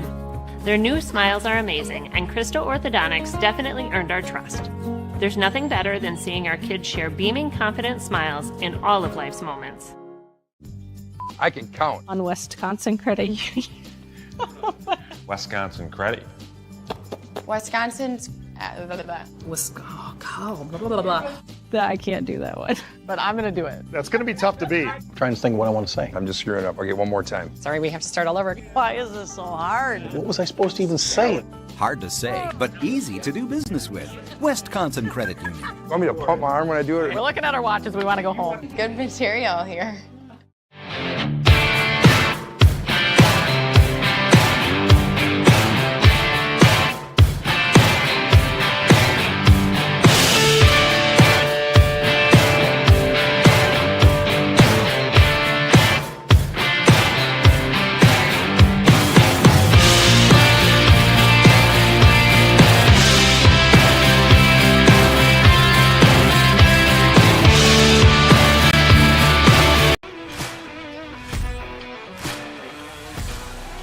Back with you here on our post-game show. We're going to throw that Dunn Energy lineman of the game graphic up, and that's what we're going to start with here. We'll select our Dunn Energy lineman of the game. Our Dunn Energy lineman of the game here tonight, a 6'1", 195-pound senior Peyton Kais. Saw him on the offensive line and got some action here on the defensive line as well here this evening. So Peyton Kais is going to be our Dunn Energy lineman of the game. Let's wrap this one up. Again, the Mustangs drop their first ever loss to DC Everest. Again, historically, these teams have not matched up since 1958, and Mustangs had an all-time series record against them 2-0. So now that all-time series record 2-1 still in the Mustangs' favor. Joe, we won't run down all the scoring, but just talk generally about this game here. Mustangs, we saw some big plays, a couple interceptions. They had a fumble recovery. This game was, there was a lot of momentum shifts. We saw 2 lead changes coming out of halftime. Mustangs a big 3-and-out, got a short field, scored up on the first play. They're up 21-9. Then we saw DC Everest kind of change their offensive philosophy and just pound the football, and it worked for them. You know, Chad, I think when Mitch Olson took over as the head coach, I think we thought that a Mitch Olson coach team was going to be a team that played with a lot of heart, that a team that was going to play physical, and I think that's exactly what we saw. There's 2 ways to look at it. One, DC Everest made a lot of mistakes tonight, and the Mustangs had an opportunity. They weren't able to take advantage of that opportunity. But the other side of that is those mistakes, they don't just happen. They happen because the defense does a good job. The coaches, they're putting guys in good positions. So, from that standpoint, I think the Mustangs are making some of these things happen. So now it's just a matter of putting it all together. And no matter what, our kids played their hearts out and against a good team. And I think there's a lot to look forward to. And they're going to just keep getting nothing but better as they keep working towards the end of the season. Well, looking forward to Mustangs will be on the road again next week. They'll be at Chippewa Falls. And, Joe, I think we're going to have a man out of the relievers role for you next week. We're going to have Storm Harmon come out of the bullpen.